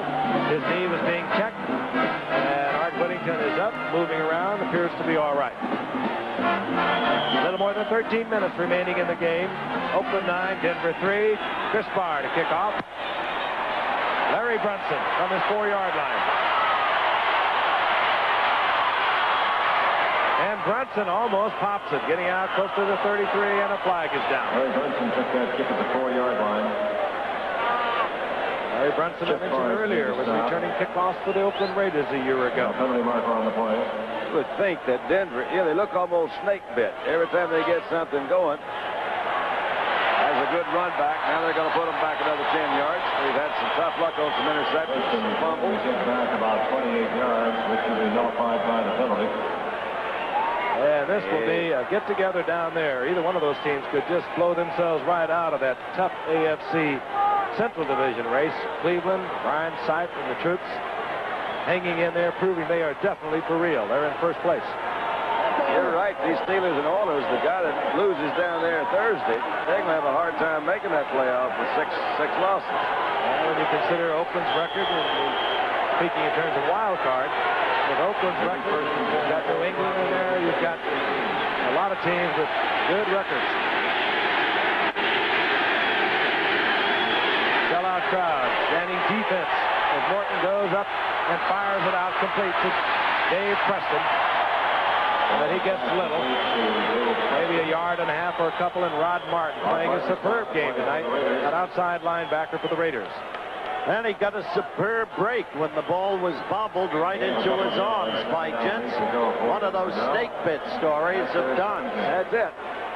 They didn't pick up much there.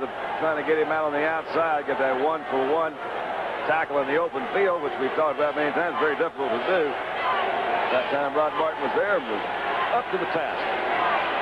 Ball, as you can see, just over the 17-yard line of the Broncos. Second down and 8. Ron Egloff, 85, an extra tight end, comes in. John Keyworth rolling over the left side, out over the 21. It'll be third down and 4.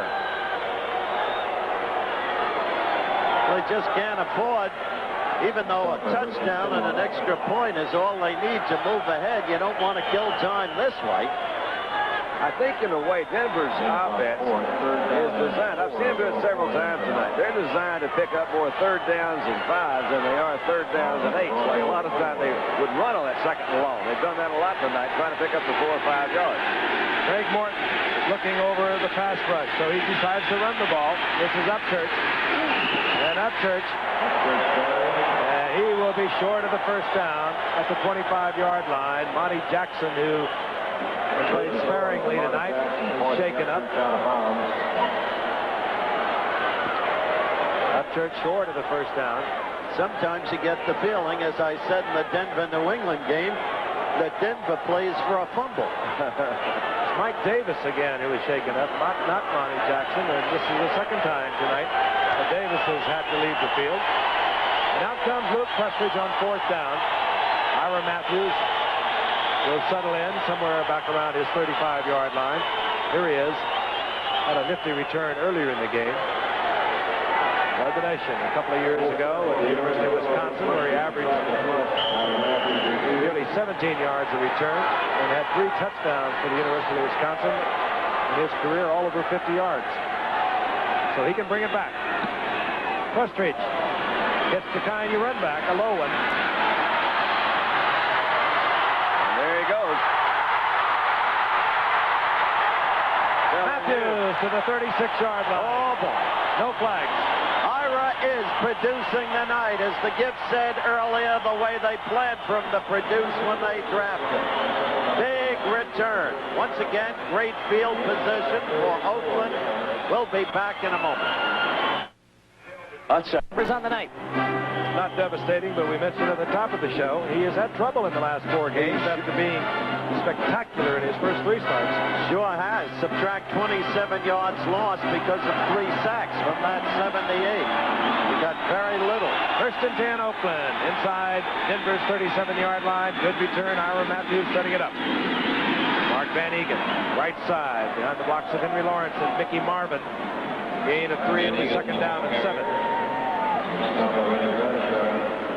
For a team that's been sputtering and staggering offensively, Oakland somehow hangs in there, and their defense clearly has been exceptional. Witness that 10-7 loss against a team so fine as the Eagles in the wake of a Monday night game against Seattle when they had to cross the country to play Philadelphia.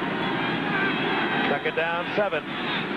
Plunkett now working a little bit, I would suspect, on the clock, handing the ball to Mark Van Egan. Gets inside the 30-yard line. It'll be third down and 2. Defensively there, number 66, Bryson Manor, number 53, Randy Gratishar. Well, they've apparently found a field goal range that Barr can handle. Under the Meredith theory, they don't want to get in too distance. Close. Yeah. Now, that just makes sense to me. You know, I mean, sometimes those 3-foot putts are a lot tougher than the 8-foot putts. Not for me. Oh, I see.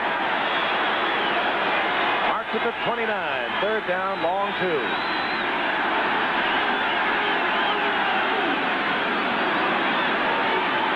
Got him. Chandler, who was in a foot race with Lewis Bright, and one that's hard to win. Well, he had him by a step and a half, but he overthrew. I'll tell you, Wright played that pretty well. He got close to the end zone. He was inside of Chandler, not behind him where he was going to foul. Louis Wright himself has been troubled, as many of these Broncos have with an injury. He missed last week with my injury. We've got fourth down, and Chris Barr, who has been interesting tonight, to say the least.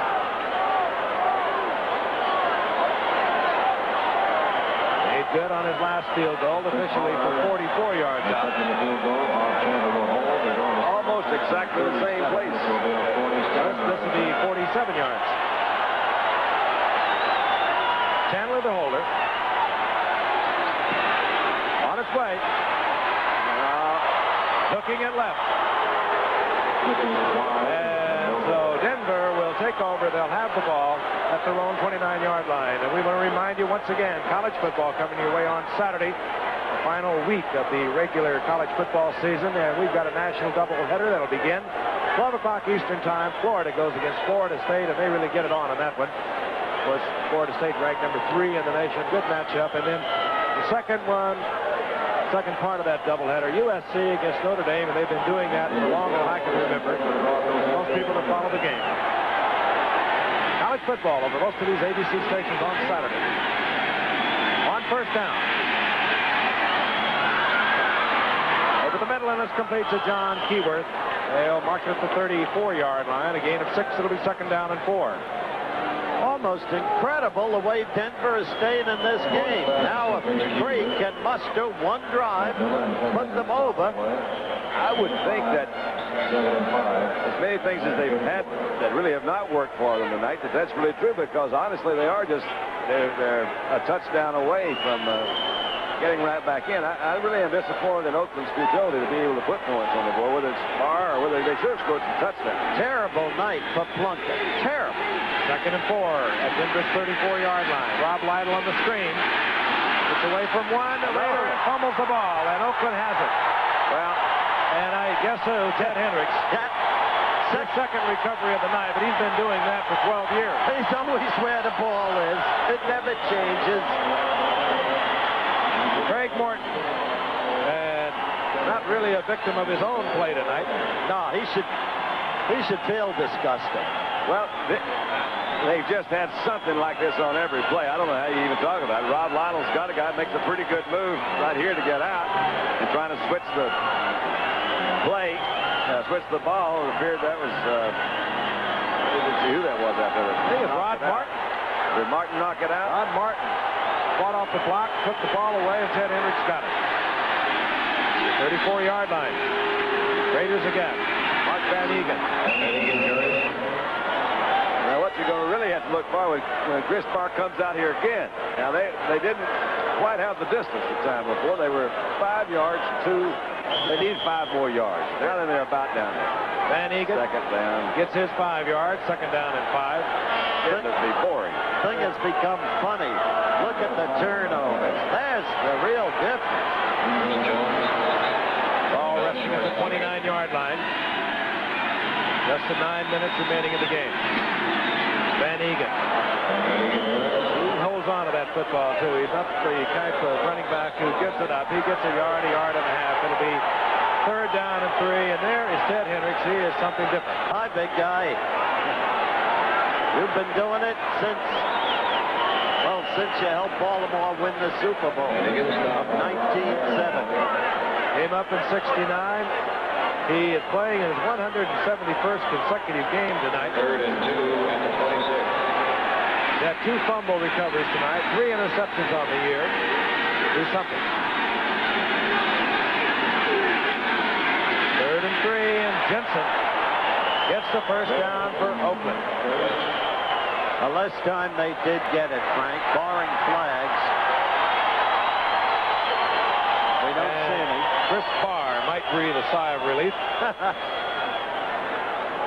Well, the Bengals had Jim Breach, then they got rid of him. They went through how many? 3 field goals? No, I think Breach is there now. They had 2 others they went through earlier in the year. And Breach, of course, was with Oakland last year. That's Chris right. Barr was with Cincinnati. Place kickers really are like baseball managers. They land on their feet. If they're Billy Morton, they do. They just have to keep packed.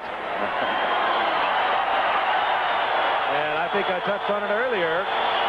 It was Fred Steinfort, who originally, now kicking for Denver, originally was drafted by Oakland. Well, Oakland had Bernersky. He's now kicking for San Diego. Get yourself a lot of fancy luggage and keep it packed. Jim Turner still in in retirement. Houston sure could have used him yesterday. First and 10 Oakland, 23-yard line of the Broncos. Van Egan, right side, behind Mickey Marvin and Henry Lawrence. And that right side of the Oakland line is beginning to come along and match the great play of the left side in Art Shell and Gene Upshaw. And Mark Van Egan is having shoulder pad problem. And in comes Derek Jensen. You made a very subtle but very important point, Frank, about the right side of the Oakland line. The answer is lodged in Mickey Marvin and Henry Lawrence. There was a gain of 2. It'll be second down and 8. Inside handoff, and Whittington apparently all right. He gets about a half a yard out of this, and it's going to be third and long for Plunkett. And it's very important for the Oakland Raiders to hang up this 3 points, because they are a touchdown and a conversion from being behind in this game. They lead at the moment 9-3. And less than 6.5 minutes left. The clock working at this point clearly for Oakland. But they got a long yardage situation here. Third and a little more than 7. Chandler goes out to the right and confronts Louis Wright, the cornerback for Denver, and Cliff Branch is split to the left. And that was going to be a reverse, and it was bobbled by Whittington. He could not get the ball to Chandler, and you will never see a reverse set up any better. It really was. But the thing is, they recovered that fumble, so they've still got another shot at that field goal. Chris Barr. No, he's all right now. He's back in that area. That's where he can get them from. He's missed the conversion. He's missed from 31. He's missed from 26. He's missed from 47. He's been successful from 44. All right, that's where he is. All right. You folks believe this game? Don't tell him he's at 43. That's it. He'll do it right there. All he needs is a mild hook, not too much. Here it comes. Will put it out of reach for Denver on a touchdown and conversion. Whoops. Nope, I was wrong. I'm sorry. Bless his heart. That's awful. That is awful. Wow. Chris Barr. And that hurts. We'll be back in a moment. I hope. If we told you our car Is storming. I'm beginning to wonder after this display tonight if the fans still want to save their Raiders. Tough night for young Chris Barr. He's missed 4 field goals, all well within range. Denver has the ball once again. First and 10, their own 25, and still a touchdown and a conversion away from the lead. Flags fly. Procedure call, and it'll go against Denver. I swear, Denver. I don't believe it. Denver's done everything but put points literally on the board for Oakland tonight. And they may do that before it's over. I don't know. No, they can win this game still. It's kind of a Denver way of winning a game, too. They do a lot of this, and they have under Red Miller. They're an opportunistic ball club. They hang in there, they hang in there. Those are the games remaining, of course. One of the key items, should this thing come down to a tie with San Diego with either of these ball clubs, both Denver and Oakland have already split with San Diego. The next tie-breaking procedure is percentage of games won and lost within the division. Oakland's got 2 toughies left. The thing about it, Denver, their remaining games are all against teams in their division. First and 15. Martin. Oh, he's manhandled by Reggie Kinlaw. Back to the 9-yard line. Here's a man that has really come on, a 12th round draft pick. He literally has beaten out Dave Pear, a former Pro Bowler, at that middle nose guard position. And when you beat out Dave Pear, you beat out a man who was one of the most highly regarded players in the league. Who's been with Tampa. There's the replay, and look at Kinlaw. Oh. Kinlaw was there. Matt Millen again from the middle linebacker caused some confusion in that offensive line. They really don't look too sharp out there right now. Second down and 23 as they march the ball where Morton was taken by Kinlaw to the 12-yard line.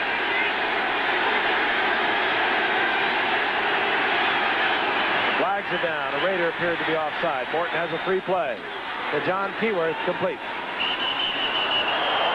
Keyworth taken at the 19-yard line. Again, and it did appear that an Oakland Raider was offside. Rod Martin again defensively for Oakland, and Martin is playing himself a game tonight. Here's a call. Referee red caution. They've been busy tonight, indicated. And I'm sure will be marched off to 5 yards to keep the down, the second down. Another game that this message is very applicable to, and I must say it quickly, as this telecast really truly is presented by the authority of the National Football League, and it's intended for the private use of our audience. Any rebroadcast or other use of this telecast without the express written consent of the National Football League is prohibited. I bet Chris Barr would like a consent. Yeah, Chris, you can't use this for any home movies, anything like that, unless you get permission, of course. Penalty, offside, Oakland, second down, 18. Ball up to 17, and Morton will go to the air. And Rick Upchurch holds on. Nice catch, close to the original line of scrimmage. It'll be third down and 10. Dwayne Osteen defensively there for the Raiders. This is just a good catch. He was pretty good coverage back there. The ball's thrown right in. Upchurch has a way of holding on to it. Almost got there. I'll tell you, that's some guts. He knew he was going to get pounded. He really did. That was Dwayne Osteen, number 35, coming in. Almost a face mask. Meantime, we're down to 4 minutes left to play. How about the old reverse that we saw? A little screen out to Upchurch. Remember earlier? It's not time for that. Anything but the flea flicker. Let's put the flea back into the flicker. Third and 10. The ball resting just short of the 25-yard line. Craig would like to have a chance to talk it over with Brett Miller. Did not like defensively what he was observing, so he uses a timeout and moves over to the bench. And not, again, necessarily in a big hurry. Great schedule coming up. We have Miami, New England a week from tonight. Houston and Pittsburgh on Thursday Hope night. it gets warmer. Getting a little chilly. Dallas and Los Angeles, and of course we close out with Pittsburgh and San Diego. Third down and 10 for the Broncos. Ball right up to the 25-yard line. 3:48 remaining in the game, and Craig Morton will be in the shotgun. They don't work on that a lot. Shotgun went off prematurely. You can only do so much in a week's practice. Procedure call, Denver. I know. It's just been one of those things you say, my golly. Go back to the basics. They'll mark this off. It'll be third down and 15. May have to go over and get another play for 15. We had our third down and 10 play. Poor Red is wondering, how did this ever happen to him? This isn't the way he trained them. All those weeks of practice during summer training, all the preseason games. Here 4 years ago, the man didn't have a wrinkle in his face. Third and 15. Here comes the open pass rush. Morton tries to get it over the middle. A flag is down. Yeah. Trying to go to Steve Watson. He was covered by Lester Hayes and well. Holding will work against Denver. But it's fourth down. We doubt if we will see the penalty accepted. My gosh, they have not played well. You are a master of understatement. Number 62 on the offense. Penalty is declined. It's fourth down. And Luke Prestridge comes on to punt. Ira Matthews, who's been hot tonight, moves back close to this 40-yard line. Oakland, if everything goes well, should have once again good field position.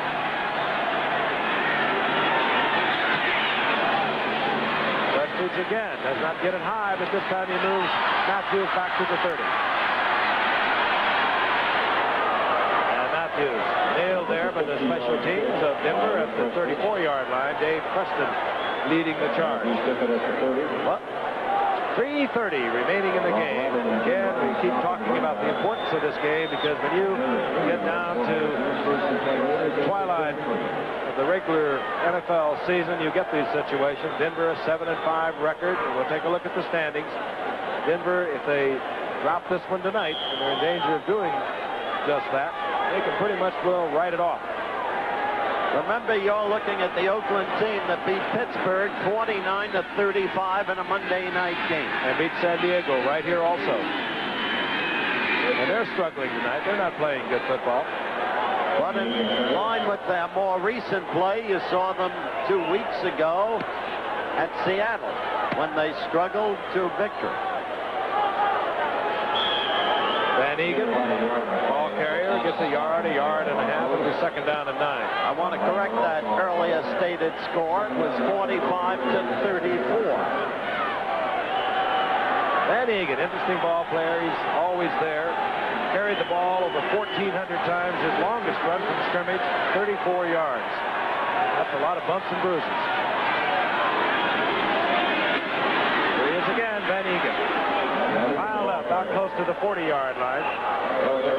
Gain of about 4. It'll be 3rd down and 3.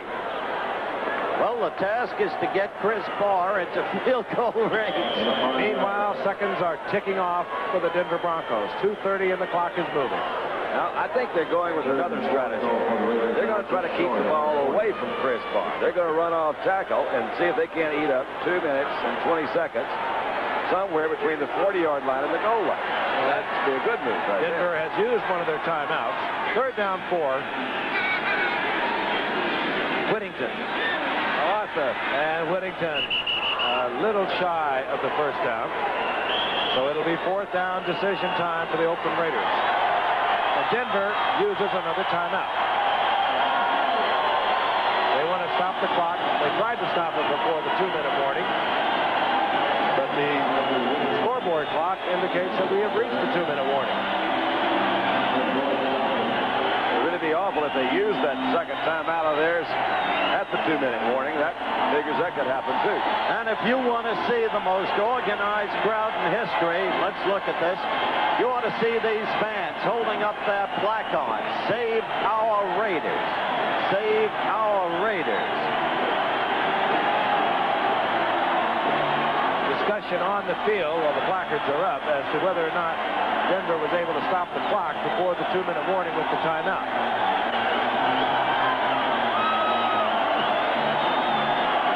Flores calls referee Red Cashin over for an explanation. And we'll get the explanation to you as soon as we get it.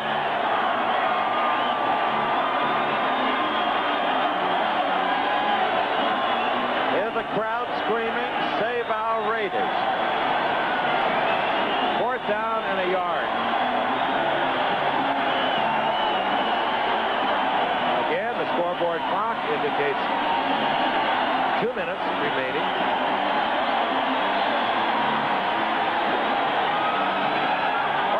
Placards are showing, and while this demonstration is taking place, apparently the clock is not official. Timeout had been called by Denver at 2:02. Senator Warren Magnuson of Washington State, before the recent national election, had introduced Senate Bill 8183, which would have prohibited the removal of one franchise to another city unless the removing franchise could prove 3 consecutive years of economic distress. That bill died with the adjournment of the Congress and with the election because Senator Warren Magnuson was defeated in the Reagan sweep. Let's see if somebody revives that bill. 2:02 remaining. Denver has called timeout. That means the Broncos have 1 timeout remaining. Ray Guy is on with a 4th down and 1. Oakland apparently to punt.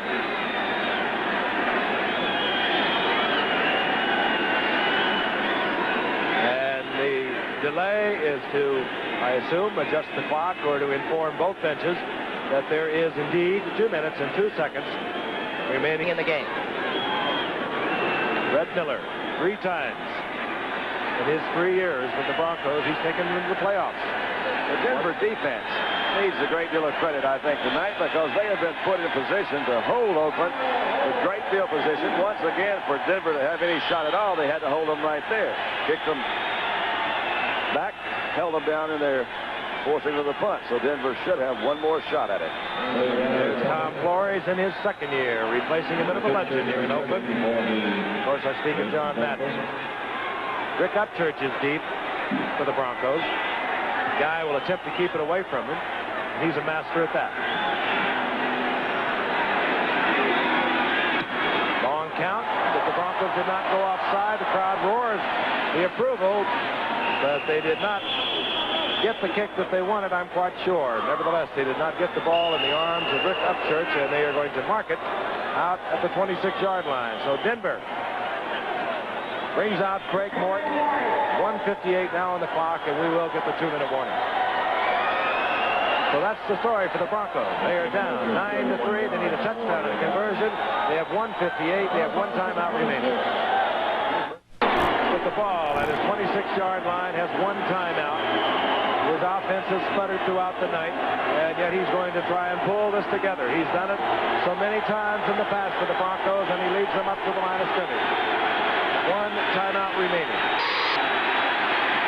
Over the middle, and it's complete to John Keyworth. He gets a first down. Not necessarily meaningful at this point. The Broncos must keep the ball in play, conserve that last timeout. A field goal, of course, will not do it. They've got to get the big one. 11, first down and 37. Martin somehow gets it off to Keyworth, incomplete. Well, at least that stops the clock. There's a minute 30 to go. I don't care what the final score is. The losing team will have lost it. No team has won this game. The losing team will have lost it. Second down and 10. Clock stop, 1:30. Denver with the 5 turnovers, the 4 missed field goals, the 1 extra point on the part of Oakland. Interesting game. Not really. Quick count by Morton. Complete. Over the middle. Keyworth out over the 45 to the 46. Complete to John Keyworth. But the Short of clock, the first down. you see the clock counting down. Denver hurrying. Third down. A little more than 2 to go for a first. Morton. Picked off. Goodbye. Picked out off by Dwayne Osteen, the former Ram. He was there. Went to Rod Martin's hands first. Rod Martin was out covering the intended receiver. It was ticked into the air, and Dwayne Osteen came up with it. He ran out of magic this time. Had a little bit of time to throw, trying to get it out to Rob Lytle. See, it was deflected. It was not Martin, as a matter of fact. Otis McKinney. Otis McKinney, and then Osteen was there in the back. So now Denver can only stop the clock one time with their one remaining timeout. Denver, the rest of their season. Next Sunday at Kansas City, that won't be easy for them. Then they have Oakland once again at home. Then they close at Seattle. And of course, as we mentioned for the Oakland Raiders, Dallas will be here next Sunday. Dallas, of course, now just one game behind the Eagles. Oakland will finish at Denver, and then they'll have the Giants. That was Van Egan working on the clock, which now shows 1 minute and 1 second as Denver has expired their timeouts. And I want to remind you that we'll be in Houston for the Pittsburgh Steelers and the Houston Oilers, both those teams locked one game behind the Cleveland Browns in that rugged AFC Central Division. Then we'll be on to Miami a week from tonight for the New England Patriots against the Miami Dolphins. And that AFC East race, of course, still up for grabs. Buffalo, New England. No timeouts remain. Thanks again to our spotter, Steve Bazika, Jerry Klein, statistician, research man. Spent a busy afternoon researching running down the Heisman Trophy.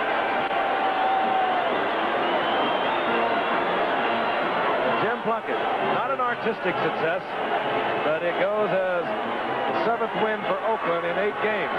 Well, he's trying to get into field goal range. 16th victory on Monday night, too. These guys are amazing on Monday night. Far and away the best. They were amazing tonight, I'll tell you. Another way to win one. Holding this score to 9-3. There's Al Davis again. 16 consecutive years in winning records. That is the best in the history of the NFL. Going back to the Bears of the late 30s and early 40s. There's Dwayne Osteen, starter for the Rams last year. And Plunkett falls on the football.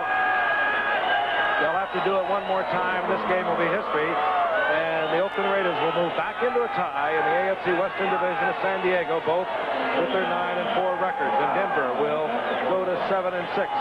I just say this, Skipper. They're going to have to play better than this to beat the Dallas Cowboys, that's for sure. And they're going to have to play better than they played tonight to beat that man and his team, Denver, in Mile High Stadium, because it's a different ball game there.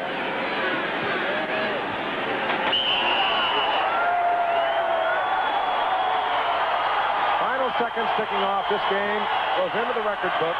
The Oakland Raiders 9-3 over the Denver Broncos. And Oakland and San Diego, who have split, they will not meet again this season. Should they wind up in a tie, it will be determined by their record win-loss.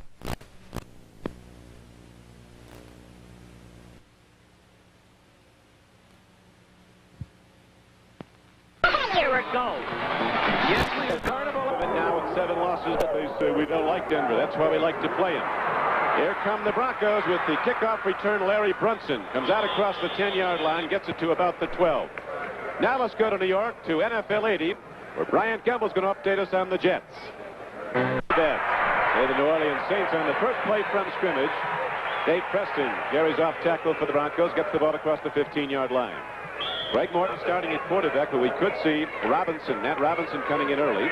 Dave Preston and Jim Jensen are the runners for the Broncos. Rick Upchurch, their deep speed at one flank. Haven Movers, the veteran, at the other. And Riley Odoms, who's playing way overweight and not right now in the great pleasure of his coaching staff, is aligned to the left side. Odoms has played himself right out of shape. He's trained up to about 255. He was one of the best tight ends in the league. Now they go straight ahead, and running with the ball is Jim Jensen.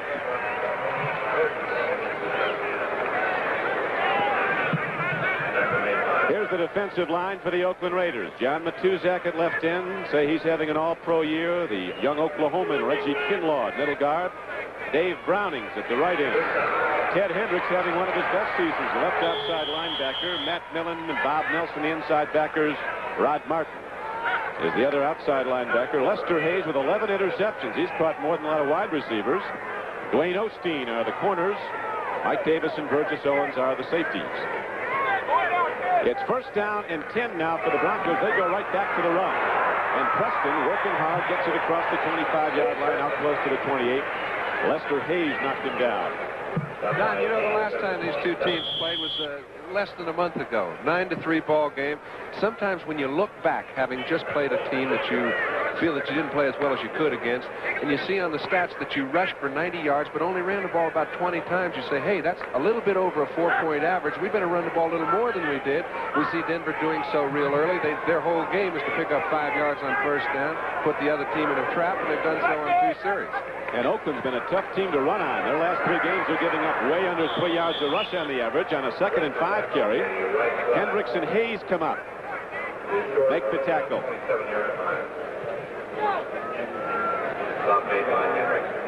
So the knockdown will be at about the 27-yard line, and that'll bring up 3rd down now for Denver. 3rd down at about 3. Oakland is, according to Red Miller, the coach of the Broncos, stops the run early, then brings in the pass rushers and the good defensive backs, stops the pass. They've been awful tough to score on, the Raiders. 3rd down and about 4 now.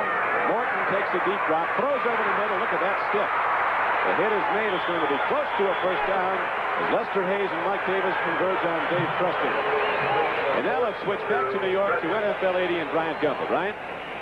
You kidding me? I thought that game was already put in the Frigidaire.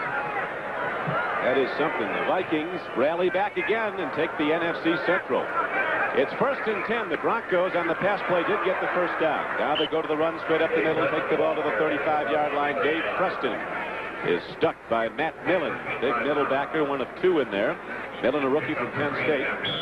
Oakland has always had ex-defensive linemen playing the middle backer. Dan Connor was a former down lineman. So was Monty Johnson at Nebraska, and so was Matt Millen. He was an All-American last year at Penn State. He's kind of playing a down lineman as a linebacker, Donnie. You'll see that he plays the rush very hard on passes he hasn't developed, as he will in the next couple of years. Awful big, playing at almost 260. Dave Preston gets the ball again and takes the ball out across the 35-yard line and close to the 40. On a 2nd down and 7 carry, he's going to bring up 3rd down now for the Broncos in about 3. Nelson was on the stop. Preston's been given the ball 5 times already early in the game, and he's gained 17 yards. Red Miller coaching his first Bronco team that will not be in the playoffs. Red's had 2 divisional champions in the previous 3 years, and of course the one team that went to the Super Bowl. It's 3rd down and a long 2 now for the Broncos, just short of their 40. Morton stands in, throws out of the backfield, makes the connection. Rob Lytle comes it up down the corner and gets inside the Oakland 40. Rod Martin finally gets him, John. And what he did is he fooled Rod Martin, because Martin was looking at the near back. Now Lytle was the back away from his side. The backs crisscrossed at the snap of the ball. He got Rod Martin to get out of play. Now watch, see the backs crossing each other? Martin thinks his back's gone. Following right in his path is Lytle. It's called a little trail pass. Once in a while you fool a linebacker. Obviously they saw something in the pictures that would indicate Martin to do so. So a 22-yard connection. Ray Morton to Rob Lytle, the former Michigan runner. And the Raiders now starting to mount a challenge on their first possession. They took the opening kickoff. Now they've taken it down to the 38-yard line of Oakland. Right back to the run. Nothing there. Oakland shuts it down. Dave Preston got the call, and Matuzak, 6'8", 280 pounds, hit him. Donnie, the impressive thing in the first drive is, number one, the Oakland Raider defense has not bent. You know, it hasn't broken, but it hasn't even bent. It's been playing very well early, the last 8 or 9 ball games. It's been the total dominant force for the Raiders and has really put them in a playoff picture. Their offense has sputtered. If any indication of what's going to happen throughout the afternoon is what's been done by Denver early, the best part of their group is a little suspect. Well, we'll see as they go right back to the run now in a 2nd down and 8 play. Dave Preston gets the call and takes it down close to the 36. You're talking about how well they're playing, John. In the last 3 games, the Oakland defense has not allowed 1 3rd down completion against 3 pretty good opponents. Well, today they've allowed 2. Yeah. Denver came out throwing. Denver has not had much offense this year. Last week they had a bad second quarter. Turnovers have really hurt the Broncos. They've had 11 in the last 2 games. They were a playoff contender until a couple of weeks ago. They were 7-5. Then lost consecutively to Oakland on a Monday night. And last week at Kansas City, 31-14. On 3rd down and 8, Morton stands in, loops it out there, and David Moses can't quite get to the ball. I tell you, you know, lots of times what you don't see on your television screen has created a turnover. Morton's got Haven Moses all the way across the field. He's going to hit him easily. But Cedric Hardman, one of the finest pass rushers that's played this game ever. He and Ted Hendricks been putting a lot of games together. You can see Cedric goes to the outside, just enough pressure. Actually, number 73 hit his own man, forced Morton to go high. They've got to turn it over.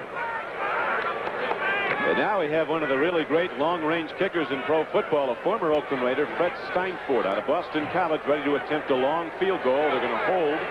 Matt Robinson will at the 44-yard line. Oops, what's this? He's looking to throw. Oh, he's got him. And this will go the distance. Burgess Owens picks it off. It's a foot race, and Burgess Owens wins going away. So the Broncos go to the well with a trick play, and Burgess Owens takes it away from Riley Odoms and goes the distance, 63 yards and a touchdown. And, you know, it was a play that was devised to be a flea flicker where Robinson comes out and throws the ball back. But in the meantime, Jim Jensen had beaten his man all the way down in the end zone. For some reason, Robinson never put his attention on him. As a result, 7 points went the wrong way. Okay, here comes Robinson. Jensen is going down the field. I don't know if he was looking for him, but he never found him. Going out to Riley Odoms. Comes up with the white shirt. Burgess Owens slips it in for 6 points, and the Raiders get off fast when it looks like they were down on the floor. Burgess was sure open, wasn't he? Burgess Owens takes to the distance. Officially, it's a 58-yard return, and the Raiders are on the board. The extra point by Chris Barr is drilled up and good, and so the Raiders strike quickly with their offense not get on the field. A trick play by the Broncos off a fake field goal, and Burgess Owens intercepts in the flat, takes it 58 yards for a touchdown. And look at Matt Robinson, couldn't be feeling any worse. He hasn't played much in the last 5 or 6 games. Only one series of plays. Now he comes in, he gets a chance to kind of get off the schneid himself because he'd like to make something good happen. He knows he had great expectations when he came out here. Hasn't really been used. And it's got to be heartbreaking. On the other side of the coin, this man's all smiles. He really is, and that was the 32nd team interception by the Raiders this season. They're number 1 in the NFL. Washington second with 28 and Dallas third with 27. Burgess Owens, his 3rd interception of the year, and it was a big one. Now, San Diego Chargers are watching with great interest, hoping Denver can come up with a win here today. And, Don, we have not mentioned a 26-point differential could be a factor if this game gets out of control. We'll get to it a little later. Now the kickoff in the mile-high atmosphere of Denver, Colorado by Bard. Drives Brunson deep in the end zone. He doesn't bring it out. Comes out to the 20 on a touchback. 1st and 10. You have to admire Bud Grant and his Vikings. They were seemingly out of it early in the season, and then when the Cleveland Browns appeared to have them put away today, they rally back. Tommy Kramer, 3 touchdown throws in the 4th quarter. I mean, how many times has Tommy Kramer done it to people? I saw him do it to San Francisco 3 or 4 times. Every time they're ready to make a replacement for him, he comes off with a great ball game. It's only a guy that has great confidence in his own ability that can do a thing like that, and my hat's off to him. Here's a throw, and the strike is made. A perfect connection. We'd like to welcome all of you now who've been watching the Vikings and the Cleveland Browns. This is Don Criqui with John Brody at Mile High Stadium in Denver, where the Oakland Raiders, with their offense not yet on the field, lead the game 7-0. The Broncos try to fake field goal. The pass by Matt Robinson was intercepted and subsequently returned 58 yards for a Raider touchdown by Burgess Owens. It's 7-0 game. Now the Broncos with their second possession. They have the ball just short of their 40. It's a great day in Denver. Temperature in the 70s. Unseasonably warm for December. Clear sunny skies. Mile High sold out for the 80th consecutive home game of the Broncos. Now the Raiders shut down the run as Rob Lytle tries to go wide. And I'll tell you, it's a rare time indeed when they stuff their middle linebacker, Matt Millen, and still get the sort of pursuit that they did outside. You can tell a team that respects a linebacker by how many people hit him. First Odom, then Jensen. They're going to make sure he doesn't get in on the play. He's been their big playmaker against the run over this whole year, and it's rare when a rookie even plays at middle linebacker, and he's played it very well. He's getting some attention. Big Matt Millen, who came to camp at 271. They brought him down to about 255, starting as a rookie. So now it's going to be 2nd down and about 14. Loss on the play. Handoff goes to Lytle. On a slant play, he comes across the 35-yard line, gets to about the 38. The offensive alignment for the Denver Broncos, Craig Morton, the 16-year veterans at quarterback, Preston and Jensen runner. Pass catches for the Broncos, up Church and Moses, the wide receivers, Riley Odoms at tight end. Interior blockers, Studdard, Glassick, Bryant, Howard, and Minor. It's 3rd down and 11 now for Denver. We're in the 1st quarter, 7:40 to play in it, and the clock is running, and the Oakland Raiders lead the game 7-0. Morton stands in, lofts one downfield. There's the veteran Haven Moses. Out of bounds at Drew. Tried to catch him in between the seam, Don. Just took a little too much off the ball. Had to get it over the first man's head. That's the first mistake the Denver offense has made. The Denver defense hasn't been on the field. It's 7-0. It's our first punt of the game now. Ira Matthews back deep for the Raiders. Some big scores in today. They're all big coming down the stretch with a lot of teams vying for the playoffs. Houston beating Green Bay 22-3. Pittsburgh scoring twice in the 4th quarter to stay alive, beating Kansas City 21-16. Luke Prestridge, who hits it a long way. He's the 2nd punter in the AFC. Drills a line drive way downfield. Ira Matthews at his 6. Here he comes. 15 to the 20, and Matthews turns the corner, gets across the 30, and is run out of bounds at the 31-yard line. So the Raiders send their offense on the field for the first time as they're in the lead. 7-0. The punt 55 yards, but Matthews brought it back 25. We'll be back at Mile High Stadium after this. Back at Mile High Stadium in Denver, Colorado, Don Criqui with John Brody. The Oakland Raiders offense just coming out on the field. They've not yet had the ball for a play from scrimmage, and they lead the game 7-0 on Burgess Owens' 58-yard return of an intercepted pass. So we got something good going here right now as the Raiders looking to keep pace with San Diego. Monken at quarterback. And handoff goes to Arthur Whittington right up the middle, and he takes the ball to the 35-yard line. The Oakland offensive lineup, Jim Plunkett at quarterback.